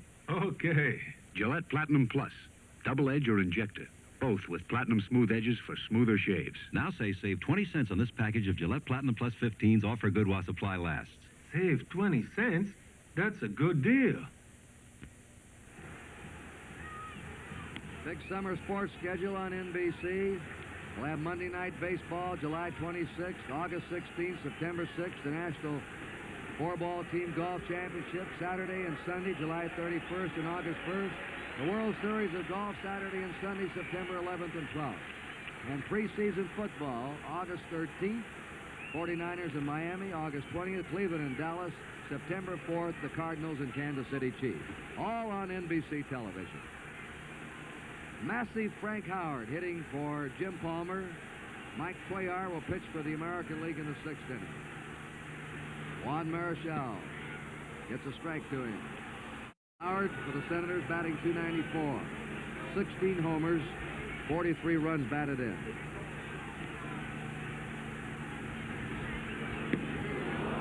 Strike two. I asked Ted Williams once who hit the longest home runs he's ever seen, and he said Frank Howard. And he's gone from the era of Jimmy Fox right down to the present. Ball one. Ted would have loved to have seen that shot by Reggie Jackson up there in the light towers tonight. Howard has led the American League in home runs twice in the last 3 years.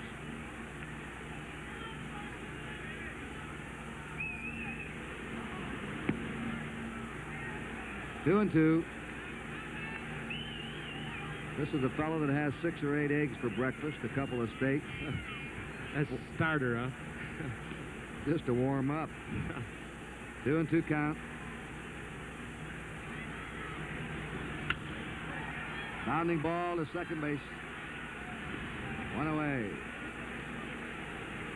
Well, Kurt, we've mentioned that over the right field fence, there have been 13 balls hit, but an even harder and more difficult task, hitting them out of the ballpark in left field. Only 2 players have done that. Killebrew is one, and Frank Howard, who just grounded out, was the other. We're at the top of the American League batting order now, and Rod Carew, who's grounded out and walked. He scored a run tonight.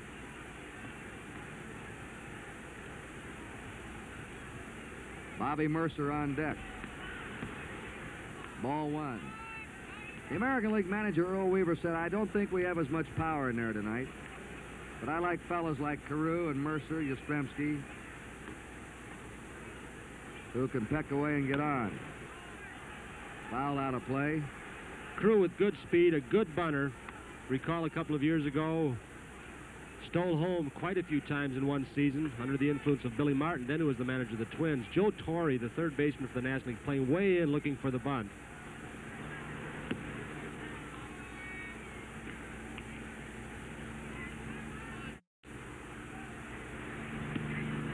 A strike to him, 2 and 2. Speaking of Torre, quite a testimony to him to start the All-Star game now is 2 different positions. 4 times as a catcher, and tonight as a third baseman. Ball 3, and he's played first base, too, with the Braves and with the Cardinals. 3 and 2.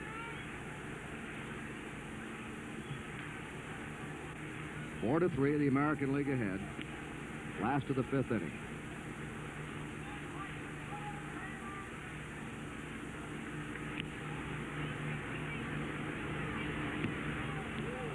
Marichal walks him. Marichal doesn't give up many walks. One of the great control pitchers in the game. Bobby Mercer has singled to center and popped to third.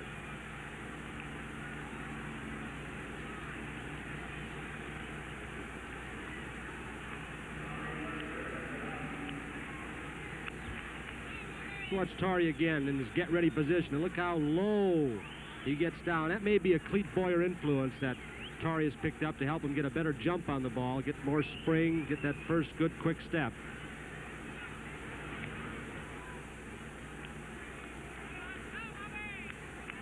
One out.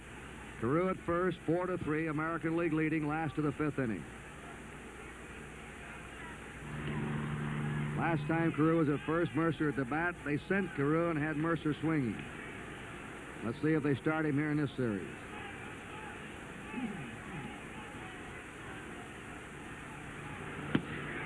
Burning fastball for a strike. Marichal with a little bit of a slow delivery to home plate with that high leg kick, but he has a good quick move to first, and some say it's almost a balk. He moves that front knee and almost leans toward home plate and then changes and go to first. Off-speed pitch, took just a little off and had Mercer off his timing. 2 strikes to Bobby Mercer. What motion he had on that one. Looked like the fastball for sure.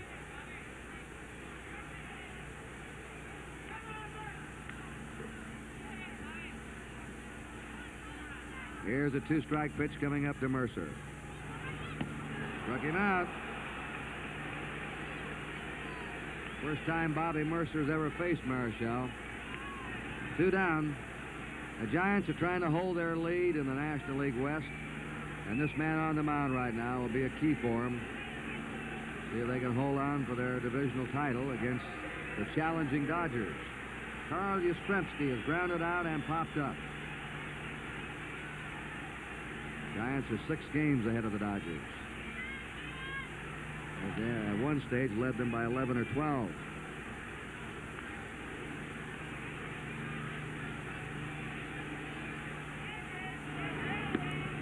Inside Yastrzemski for a ball.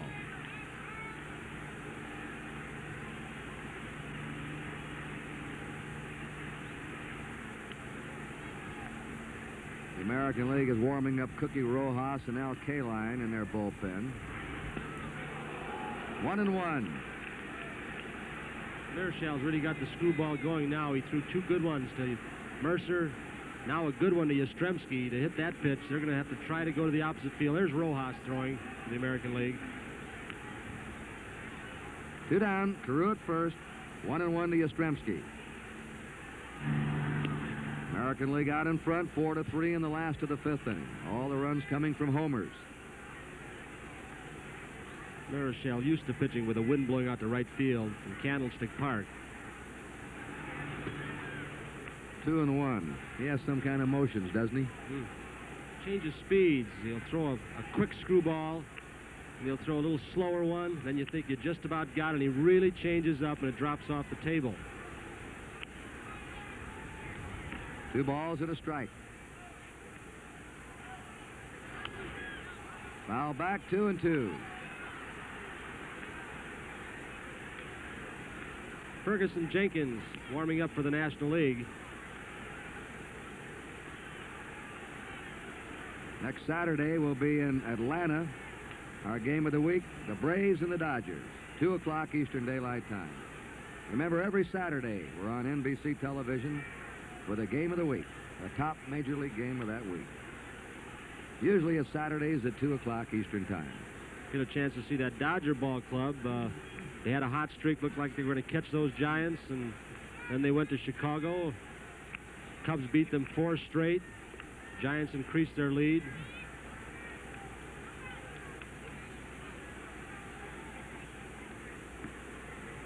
The count to Yastrzemski is 2-2. Carew at first, 2 down.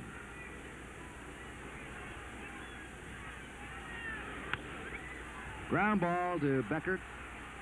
Over to May, and that's all for the American League in the 5th inning. No runs, no hits, no errors, 1 left. We've gone 5 innings in Detroit, and the scores, the American League 4 and the National League 3. Got a bunch of change.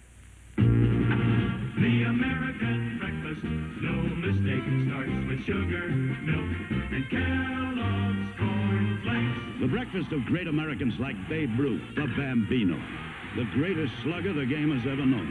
Babe Ruth, a great American who started out many a morning on the American breakfast. Who knows what great American is eating the American breakfast now? If there's a gun in your house and you're worried about accidents, let me tell you about a new kind of lock for it. It's called the Master Gun Lock. It's a real lock. It covers the trigger so the gun can't shoot. And it'll fit almost any gun. Don't take a chance on an accident. Get a master gun lock and get some peace of mind. We pause now for station identification. With the aid of a computer, the men of Adam 12 strike to halt a crime wave Thursday night.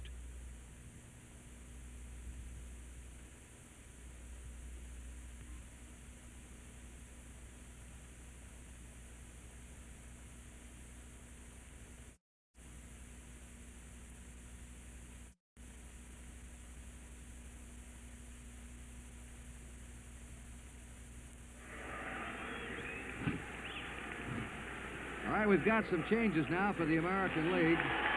Al Kaline goes to right field, replacing Frank Robinson. Mike Cuellar is the new pitcher.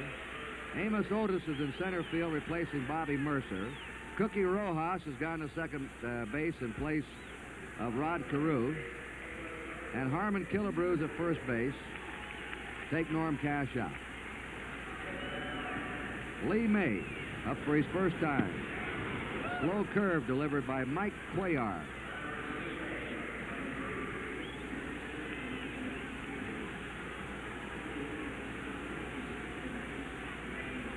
.34-year-old left-hander. 1 ball, 1 strike. Who's blossomed in one of the best the last 3 years, all in an Oriole uniform. He won 23 games 2 years ago, foul ball back. 24 games last year. And this year, he has won 13 and lost 1. He has an 11-game winning streak since his only loss of the year on May 9th to Oakland. 2-2. His big pitch is a screwball that breaks away from a right-hander. The sneaky fastball, a curve, and he also pitches with a lot of cunning. Slow one, wrap foul. Cuellar at times will pitch a ball game and throw almost 75% screwballs, but it's not always the same kind of screwball. Like Marichal, he'll throw a fast one, change up on it, one that goes down, one that just breaks away from that right-handed hitter. He varies them.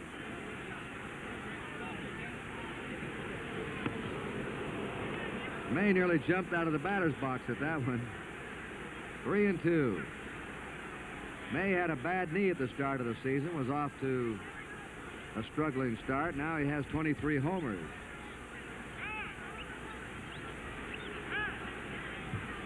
Time call.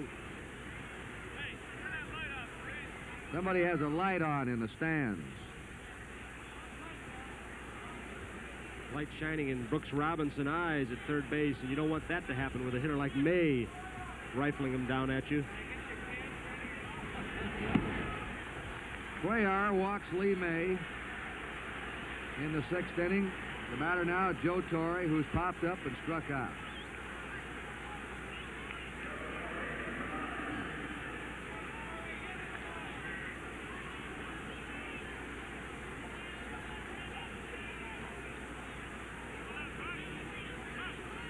Four to 3 in favor of the American League. The National League batting here in the top of the 6th inning. Frank Dumont went over to Sparky Anderson. Anderson called him over to find out where in the lineup the replacements in the American League, where they're going to be hitting.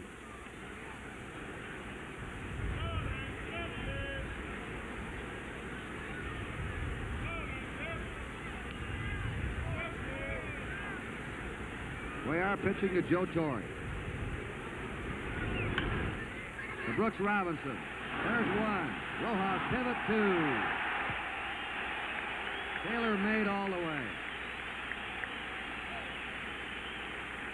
Good quick pivot by Cookie Rojas with Lee May bearing down on him. That Brooks, he really got rid of the ball again, didn't he? Here's Brooks again. Get ready stance. Right at him. Knows he's got the time. Watch this quick move by Rojas. Lee May got down there pretty well. Rojas is having a fantastic year for those Kansas City Royals. Stargell, with strike 1 to him, has been hit by a pitch ball and struck out. Cuellar is one of a small group who's played for both leagues in the All-Star game.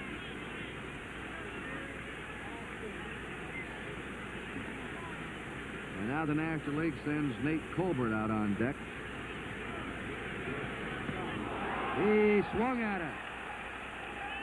Strike two. Colbert will bat for Marichal if he gets a chance. Stargell was really going to get out in front of that one, really try and pull it, and Cuellar threw him the extra slow one. They have the shift on, you'll note, against Stargell. 2-strike pitch to him. Cuellar fed him a changeup. 1-2. Cuellar's teammates call him Crazy Horse. A native of Cuba, he looks like an Indian chief. That's where they get the name. A 1-2 delivery. Now he buzzes the fast one into it. He hasn't thrown the same pitch at the same speed since he's been in here. 2 balls, 2 strikes. After you've seen a collection of all the slow stuff, that fastball can look even faster than one thrown by, say, a Vida Blue. Got him on a slow ball. Crafty pitching by Mike Cuellar in the 6th inning. And at the end of 5.5 innings, it's the American League 4 and the National League 3. Hi, I'm Don Drysdale. You know, the World Series and the All-Star Game have always been two of the most exciting parts of baseball for me. And this year, well, they can be pretty exciting for you, too. Chrysler Plymouth is having a special drawing. While you're watching the All-Star Game, pick a player who you think comes through with the most outstanding play. A panel of sportscasters will be doing the same thing for Chrysler Plymouth. And if your choice matches theirs, you can qualify to win one of 10 all-expense-paid trips for 2 to the first 2 games of the 1971 World Series, or one of 2,000 other prizes. So get your entry form and free All-Star booklet at any participating Chrysler Plymouth dealer. Well, that's the pitch.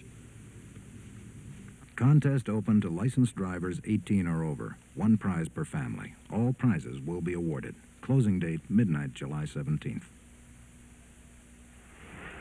Let's quickly go down to Lindsay. Charlie Gehringer played in the first All-Star game, 1933. Doesn't seem that long ago, does it, Charlie? No, not really. What do you remember most about that All-Star game? Well, the powerful lineup we had mostly because we had the terrific hitters. In fact, they were so good that the National League All-Stars came out to watch us take batting practice. That was the days of Ruth and Garrett and people like that. And Fox and Averill and a dozen others. And Greenberg and Gehringer. Charlie, it's so good to see you again. Thank you very much. Thank you. Nice to see you. Charlie Gehringer. Now let's go back upstairs. And just as Gehringer was a longtime favorite here in Detroit, the man moving into the batter's box has been in recent years Al Kaline, who's never played a day of minor league baseball. Came right out of the high school playing fields of Baltimore to join the Tigers, and has been here ever since. He's facing Ferguson Jenkins, and Kaline on the first pitch has a base hit to center. And of course the hometown Tiger fans love it. Don Kessinger has gone to shortstop. Harmon Killebrew now will be hitting in Norm Cash's spot. And then Brooks Robinson on deck.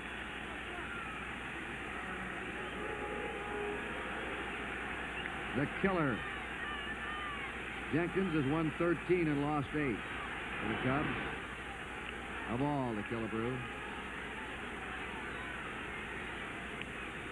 He's the only National Leaguer who's won 20 games in each of the last 4 years. 20, 20, 21, and 22. Foul ball. He'll probably win at least 20 again this year.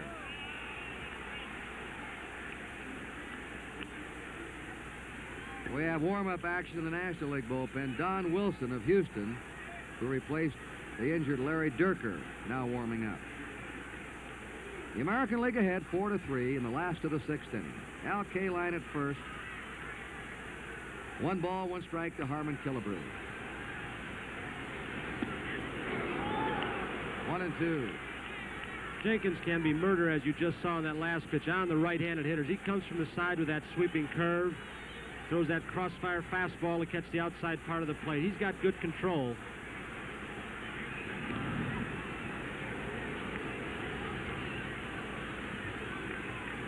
Kessinger at short, playing well over in the hole for Killebrew, expecting him to pull the ball. So is the outfield. 2-2. Killebrew's average, 257 with the Twins. 11 homers, way below his usual pace this time of year. But 60 runs batted in. He's leading the American League in RBI. 2 more homers, and he'll have 500 lifetime homers. 3-2. You can't wander far off that bag against Johnny Bench, who makes those quick snap throws. Killebrew looking down at Billy Hunter, the third base coach, looking to see if he's going to have K-line moving. There he goes. There's a long belt to deep left. That one's up. It is gone. A home run for Killebrew.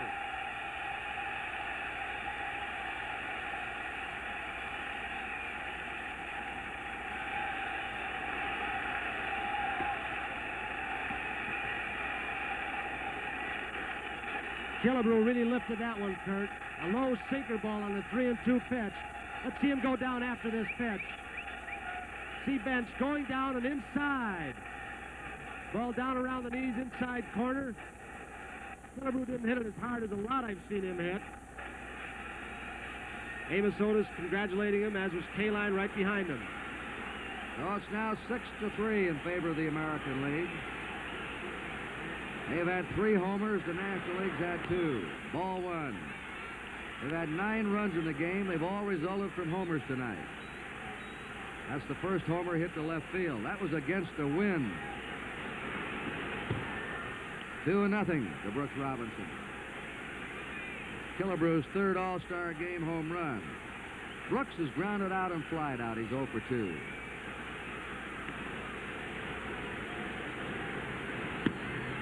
A strike, 2-1 to him. Kurt, we're getting a chance to see why the hitters love to come here. I know your old pal Ted Williams loved this ballpark. Mickey Mantle did. Roger Maris. Good park to hit in. 2-1 pitch. Line shot to center. It's a base hit in front of Willie Davis. 3 hits in a row for the American League. And Bill Freehand's a batter. That's 7 hits now for the American League. And 3 hits for the National League. And 2 of their 3 hits have been home runs. Sparky Anderson just sent Ron Santo down to the National League bullpen to see if Don Wilson is ready. It's an expensive messenger boy, wasn't it? Okay. There's Wilson.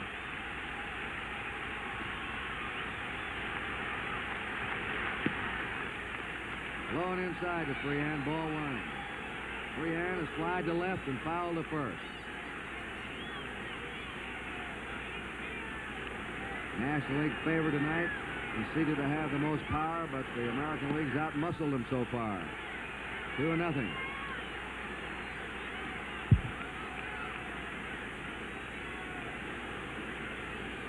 Brooks Robinson at first base.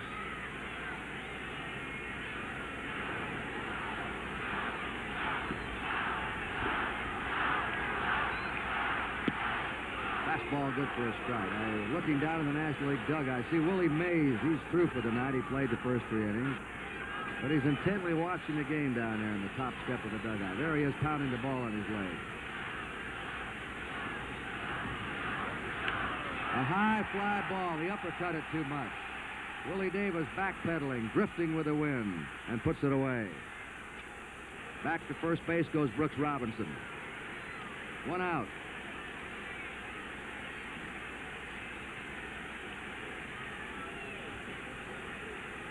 Now it's Aparicio up.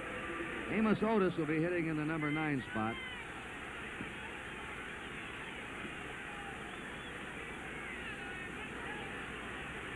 Little Louis is singled and bounced to the pitcher. 1 out, Brooks Robinson on first. Strike to him. 6-3, the American League ahead in the last of the 6th inning. Kurt, looking at Willie Mays down there, someday we may see him standing in that same position, managing an all-star team. Could be. Low curve, 0-2. Ferguson Jenkins, Canadian-born.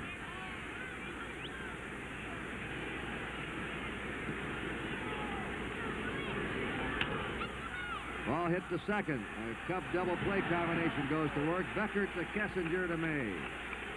And that's all for the American League in the sixth. They had 2 runs, 3 hits. There were no errors, nobody left. At the end of sixth, the American League 6, the National League 3.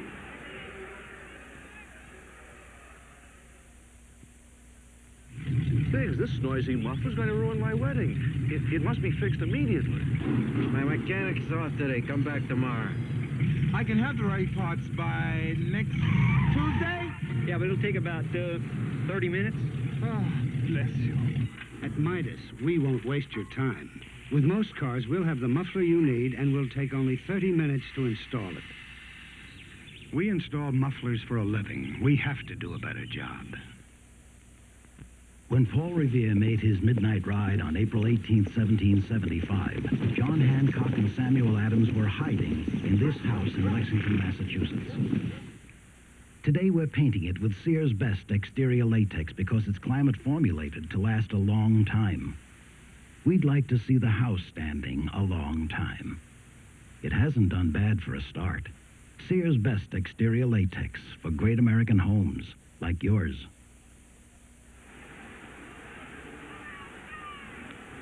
We're going to the 7th inning. This is Kurt Gowdy, Tony Kubek, and Lindsey Nelson from Tiger Stadium in Detroit for NBC Sports. Don Kessinger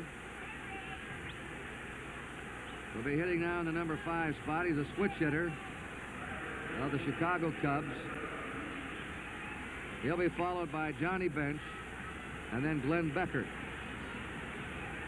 Kessinger with a seasonal .288 average. Mike Cuellar working on his 2nd inning. Vida Blue of Oakland pitched the first 3 innings, gave up 2 hits, but both were home runs. He struck out 3 in the 3 innings, foul back. Jim Palmer pitched 2 innings, 1 hit, no runs. Cuellar faced 3 men in the 6th, and here he is working in the 7th. Remember, the American League has lost 8 in a row to the National League. And last year they had a 3-run lead going to the last of the 9th inning and blew it. Foul back. Strike 2. The All-Star game started in 1933 in Chicago. In the early years, the powerful American League dominated it. And now in recent years, the National League has been the dominant team.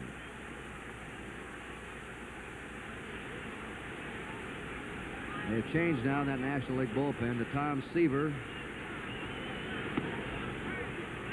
Spare infielder Felix Meehan is warming up.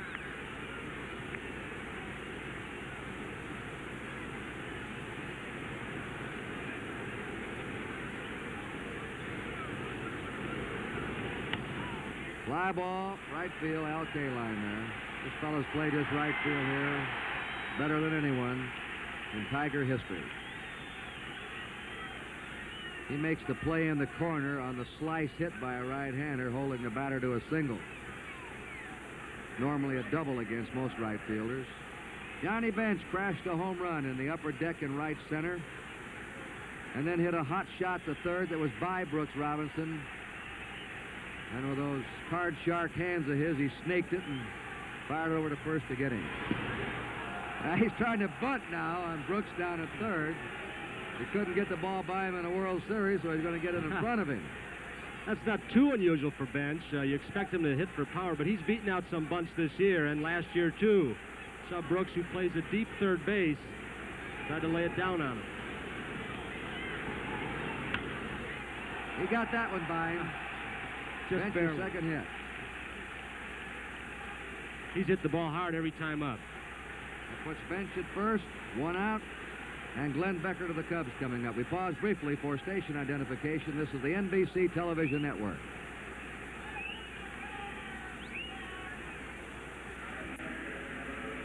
Six to 3, American League leading on our NBC scoreboard.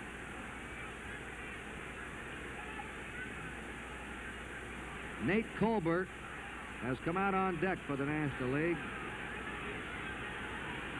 Glenn Beckert, the batter. Where feathers one in for a strike. Tiger left-hander Mickey Lolich starting to warm up in the American League bullpen. Beckert, a good right field hitter, and Rojas is giving him a lot of room between first and second. He pops it up. Brooks Robinson gives way to Aparicio. The American League shortstop has it 2 down. And here's power-hitting Nate Colbert batting now. Hitting .277. There's Lolich, a 14-game winner for the Tigers. Colbert has 19 homers, 51 runs batted in. He had 38 homers last year. Sort of unrecognized around the country as one of the best power hitters in the game.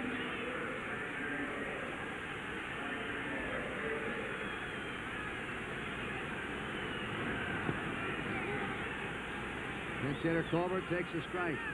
Good chance.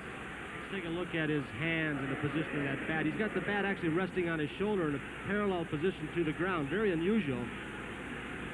One strike to him.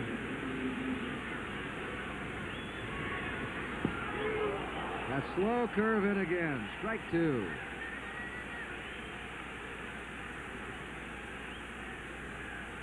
Willie Davis on deck.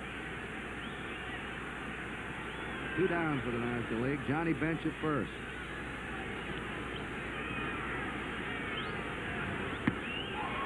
Oh, there's some great pitching. 2 slow ones and got the fastball by him. He had Colbert completely off balance at the plate. No runs, 1 hit, no errors, 1 left. And now the 7th inning stretch in Detroit with a score. The American League 6, the National League 3. You better hurry, Nancy. I'm pitching today. Okay. But what are you doing? We need gas. $1 worth, please. Now for some quick starting gasoline. What? And then some detergent gasoline. Nancy, you don't have to make 3 stops. Pull in here. These are Phillips 3 for the money performance gasolines. They give you quick starts, good mileage, and cleansing action. 3 for the money. Oh, Tom, you take all the fun out of shopping. The Performance Star. If you could put a plastic shield on your face, you'd have protection from nicks and cuts, but you wouldn't get much of a shave. However, now you can get a smooth, comfortable shave and have protection from nicks with this kind of shield, Gillette Foamy. Not plastic, but creamy, rich lather that actually acts as a safety shield with lubricating agents that help glide your blade. So you shave close, but you can shave painless. Yes, this is can protection from the #1 brand. Next Saturday, Tony and I will be in Atlanta, Georgia for NBC's Major League Game of the Week. Maury Wills, Richie Allen, Willie Davis, Wes Parker, some of the stars with the Dodgers, Hank Aaron, Orlando Cepeda, Ralph Garr, Felix Meehan with the Braves. The Dodgers and the Braves at 2 o'clock Eastern Daylight Time right here on NBC. And every Saturday throughout the season, we have 3 more Monday night games for you, too, followed by the playoffs in the American National League, and all capped off in October by the World Series on NBC. Amos Otis, now batting in the #9 spot. Hit the fly ball to left field. Willie Stargell will be camped under. 1 down. Don Wilson is the new pitcher for the National League. Larry Dierker had been announced by manager Sparky Anderson to represent the Astros. Dierker's shoulder tightened up, so Don Wilson replaced him. Now Cookie Rojas is up for the first time, replacing Rod Carew. Rojas hits a foul ball down the left field line. What a job he and Otis have done for the vastly improved Kansas City Royals this year. Rojas having his greatest season, is batting .315, 6 homers, 39 RBIs. Hits a fly ball, shallow right. Clemente coming on. He makes basket catches like Mays. 2 down. Don Buford is now coming out.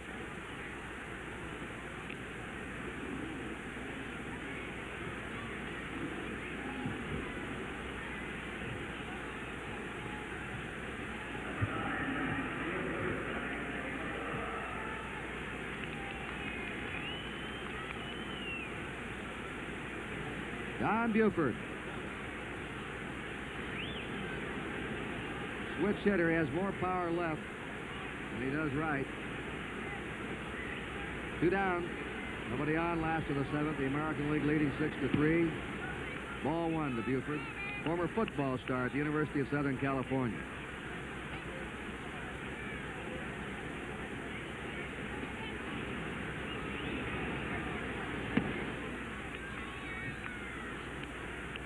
Two balls, no strikes. Buford has 13 homers so far with the Orioles. Surprise you for a little fella. Look at that swing. 2-1 to him. Tremendous eye. He gets on base, gets the bases on balls. He's learned to play the left field, too. He's in the top 5 batters of the American League, hitting .314. 2-2.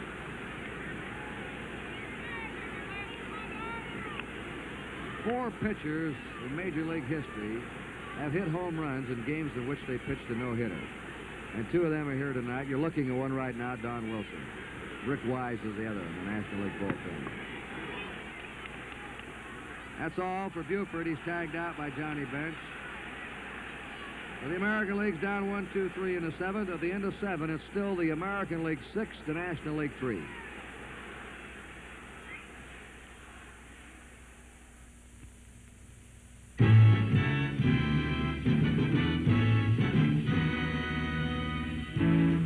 When you fish for tuna, you watch, you wait, and you make ready.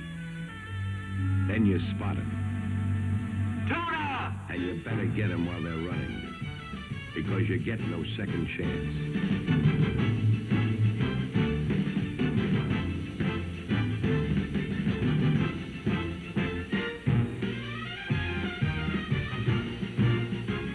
All the gusto in the world's out there.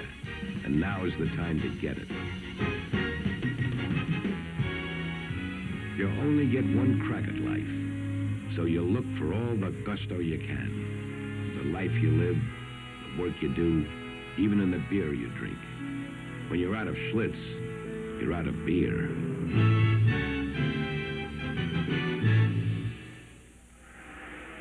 We pause now for station identification. Vic Damone, Carol Lawrence, and Gail Martin share the spotlight Thursday night at 10, 9 Central Time.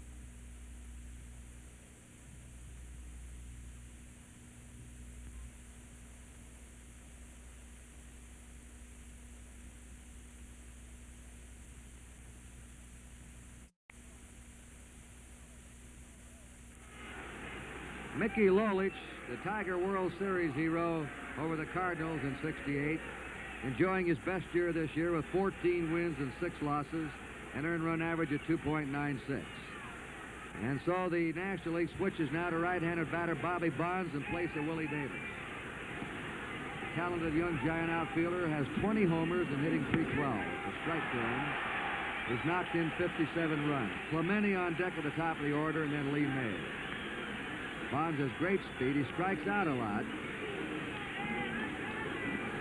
He still hits for a good average. 1-1 to him.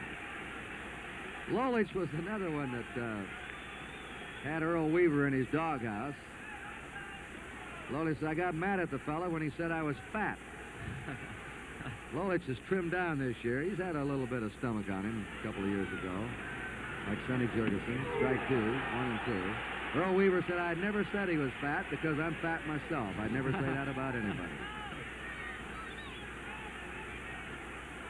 Lolich is second in the American League in strikeouts to Vida Blue. He's a strikeout pitcher. A 1-2 pitch to Bobby Bonds. Curved him, got him. 1 down. Now the American League has gradually sifted its defensive lineup on the field. They have Yastrzemski, the top left fielder in the league defensively in left. Amos Otis, a good center fielder. Kaline in right. They have Robinson at third, Aparicio at short, Rojas at second. Killebrew isn't the top defensive first baseman in the American League. Defensively, George Scott is, but he's not here tonight. Killebrew's at first, and Thurman Munson has gone behind the plate. So with a 3-run lead now, they're going to try and hold it with Lolich and their best defensive players. 1 out, nobody on. Clemente struck out his first time. He replaced Inside to him for a ball. Hank Aaron in the 4th inning. Lolich has surprised a couple of these National League hitters. He surprised Bonds on the called 3rd strike with that good sharp breaking curve, and he looked like he just surprised Roberto Clemente with a pretty hard fastball. 1 ball, no strikes. At the knees, 1-1. He won the 3 games for the Tigers when they beat the Cardinals, and he beat Bob Gibson in that dramatic 7th game at St. Louis. Pitching on 2 days' rest. The 1-1 pitch. Let up, high. Ball 2, 2-1. Clemente looked like he turned to Frank Umont, the plate umpire, and saying, let him get that one down in the strike zone. It looked like he was fooled much on the changeup. On deck is Lee May. Same pitch and high, ball 3. Clemente said, why wasn't that in the strike zone? I'd like to have that one. 1 out, nobody on. Clemente had 10 hits in a doubleheader last August against the Dodgers. A lot of hits in one day. 3-1 to him. It's a high fly into deep right center. Amos Otis way back. That one's going, and it is gone. Almost in the same spot as Johnny Bench's with the upper deck in right center. I've never seen so many long drives to the opposite field by right-handed batters that we've had in this game. That's another tremendous shot for a right-hander. 450, 460. Here's that Clemente swing once again. Look at that bat stay back. Cock. Now a trademark. Hitting off the front foot. Look at that right foot, the rear foot, a foot off the ground, something that is not advisable as a hitter, but don't tell that to Clemente or Hank Aaron. Lee May, a ball to him. 6 home runs tonight, ladies and gentlemen. This All-Star game ties an All-Star game record. 3 by each team. Bench, Aaron, and Clemente for the National League. To the box. Lolich, the first, 2 down. Ron Sano now is coming out to bat for Joe Torre. Sano of the Cubs, another strong right-handed batter. And all 3 National League homers were hit to the opposite field in the upper deck, with Bench and Clemente hitting him in right center well up in the upper deck. Frank Robinson homered to right for the American League. To right. Jim Perry and Wilbur Wood warming up. Just saw them.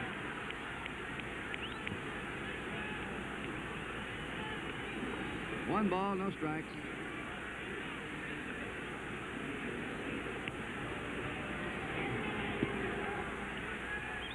One and one. If you joined us late, the longest home run tonight's been by Reggie Jackson. Hit the light transformer up on the roof in right field, right center. Sano has 15 homers this year. A ball to him. Batting .288.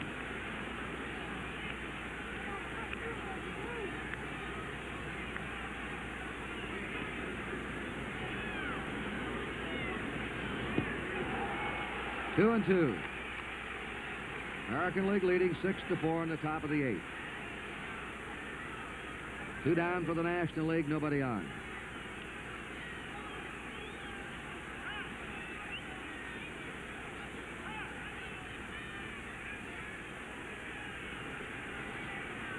Willie Stargell up next.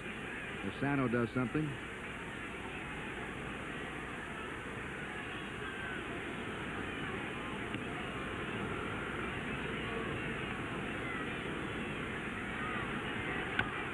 A chopper to the box. The National League is retired in the 8th. 1 run, 1 hit, Clemente's homer. No errors, nobody left. We're going to the last of the 8th inning with the American League leading 6-4.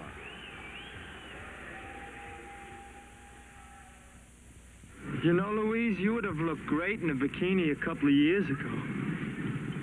But not that you'd look bad now. Time to get back into things.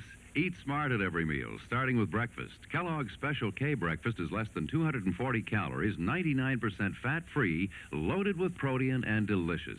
Let the Special K breakfast help you get back into things. You beautiful. Where have you been all my life? Happily married.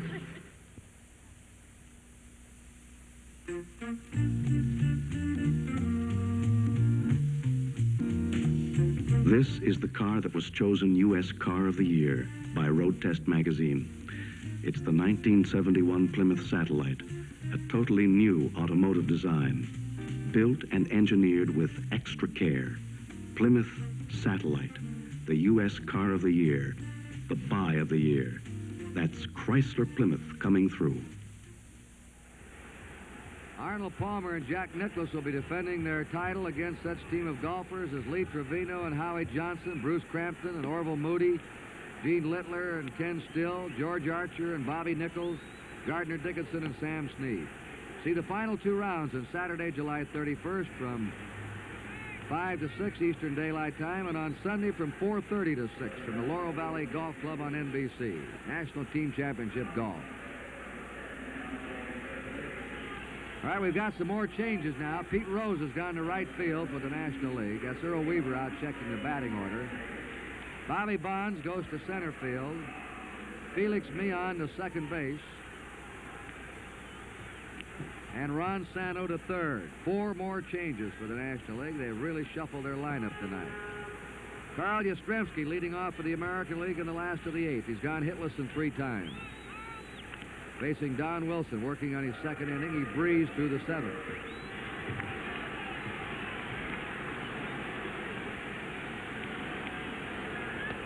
Ball 1. Andy Messersmith and Sonny Siebert, 2 right-handers, are getting ready for the American League and the 9th inning in case they're needed. 2-0 to Yastrzemski. There they are, Siebert and Messersmith.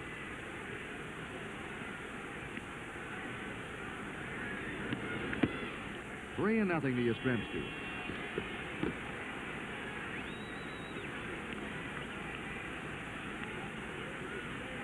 Rick Wise of the Phillies loosening up in the National League bullpen.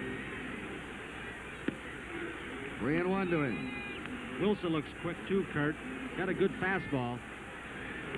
Wise warming up for the National League. He's throwing as hard as anyone tonight. Foul back of us, 3-2 to Yastrzemski.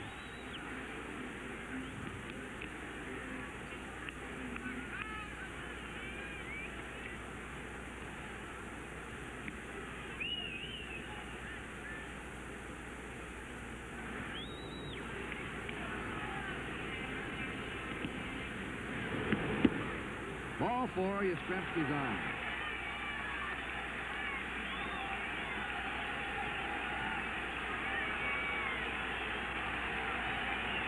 Al Kaline went up once, had a hit, and he gets a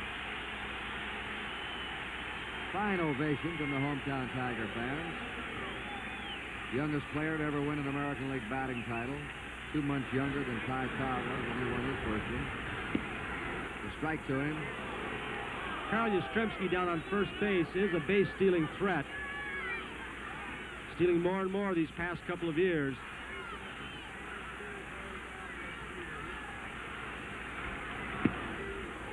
Right by him, 2 strikes. 6-4, the American League ahead, last of the 8th inning.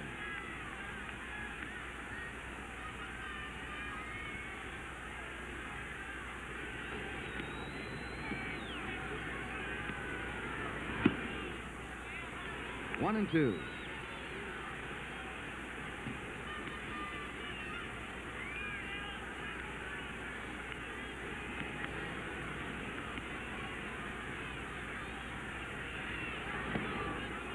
Count goes 2-2 to Kaline. Armand Killebrew due up behind him.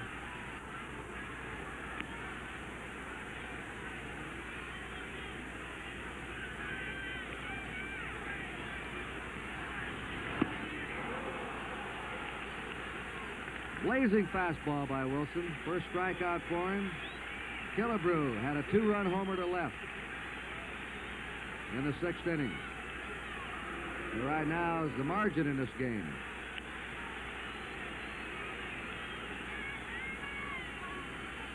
When you look up here in left field, ball one, and see that roof up there where Killebrew hit the ball over. He and Howard are the only two who've ever done it. It's an amazing feat.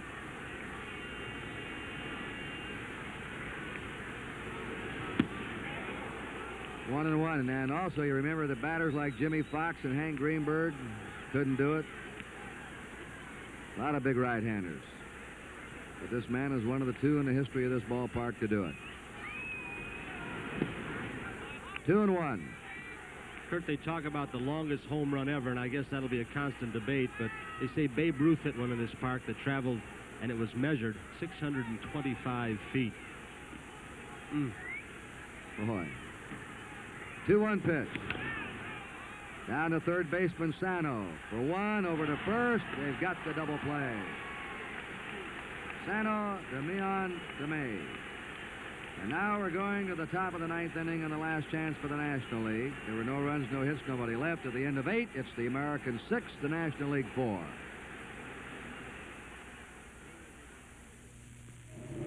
The Baja. Scene of one of the toughest races in the world. The Mexican 1000. 832 miles of rocks, ruts, and cactus. 832 miles of jolting, twisting, arroyos, and barrancas. What kind of tire can stand this kind of punishment? Sears steel-belted radial, the passenger car tire with flexible steel belts under the tread. For fantastic strength, traction, and mileage. This year, Sears steel-belted radials set new course records and won first place in 3 classes. The same kind of steel-belted radials that have gone over 70,000 miles on a car like yours. Sears steel-belted radial, the tire that beat the Baja. Only at Sears.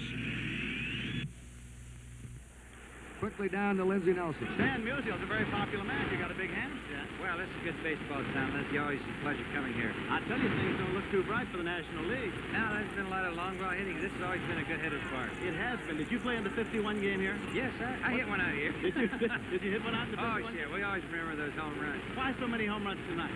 Well, of course, this is good, strong boys hitting, but of course the wind's a big factor here tonight. But this is a good hitter's park, really is. Stan, it's always a pleasure. All right, fine. Stan Musial, Hall of Famer. Now let's go back upstairs. The ninth inning, and Lou Brock is going to bat for Willie Stargell. He'll be followed by Don Kessinger and then Johnny Bench. Mickey Lolich now will try and hold this American League lead. They gave up a hit. That was a home run to Clemente in the 8th.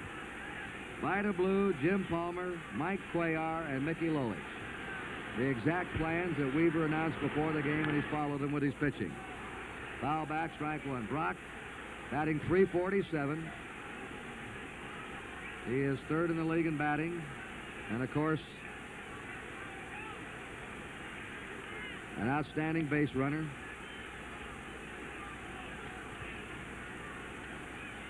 All the players, the managers, and the coaches in this game. Tries to bunt. Fast man. Good play by Lolich to get him.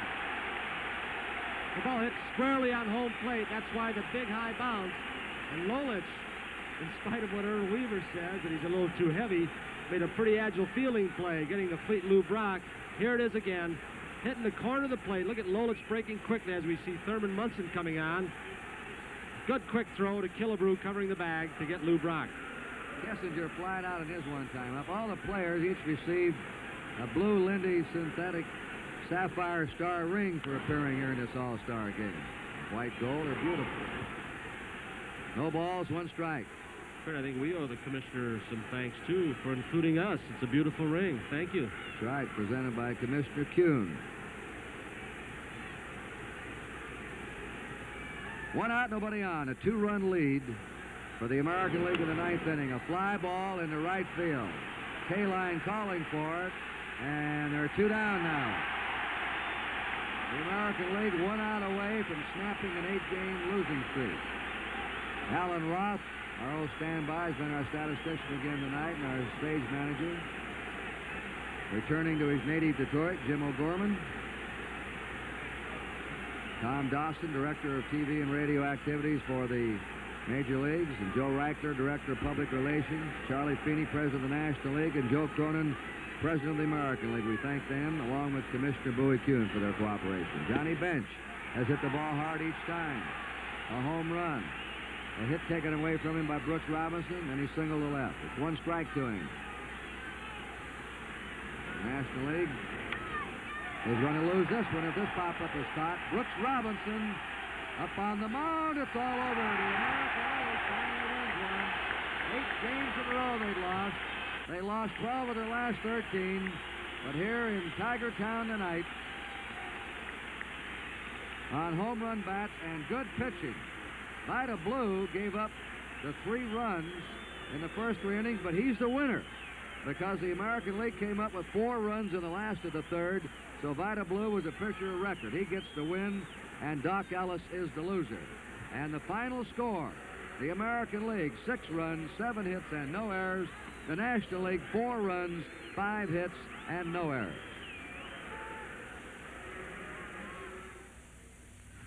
Does my antiperspirant keep me dry? Sometimes yes, sometimes no. More times no. If your antiperspirant doesn't do what you hired it to, fire yours and hire ours. Right Guard antiperspirant. Get the drying agent that really helps keep you dry. Stop.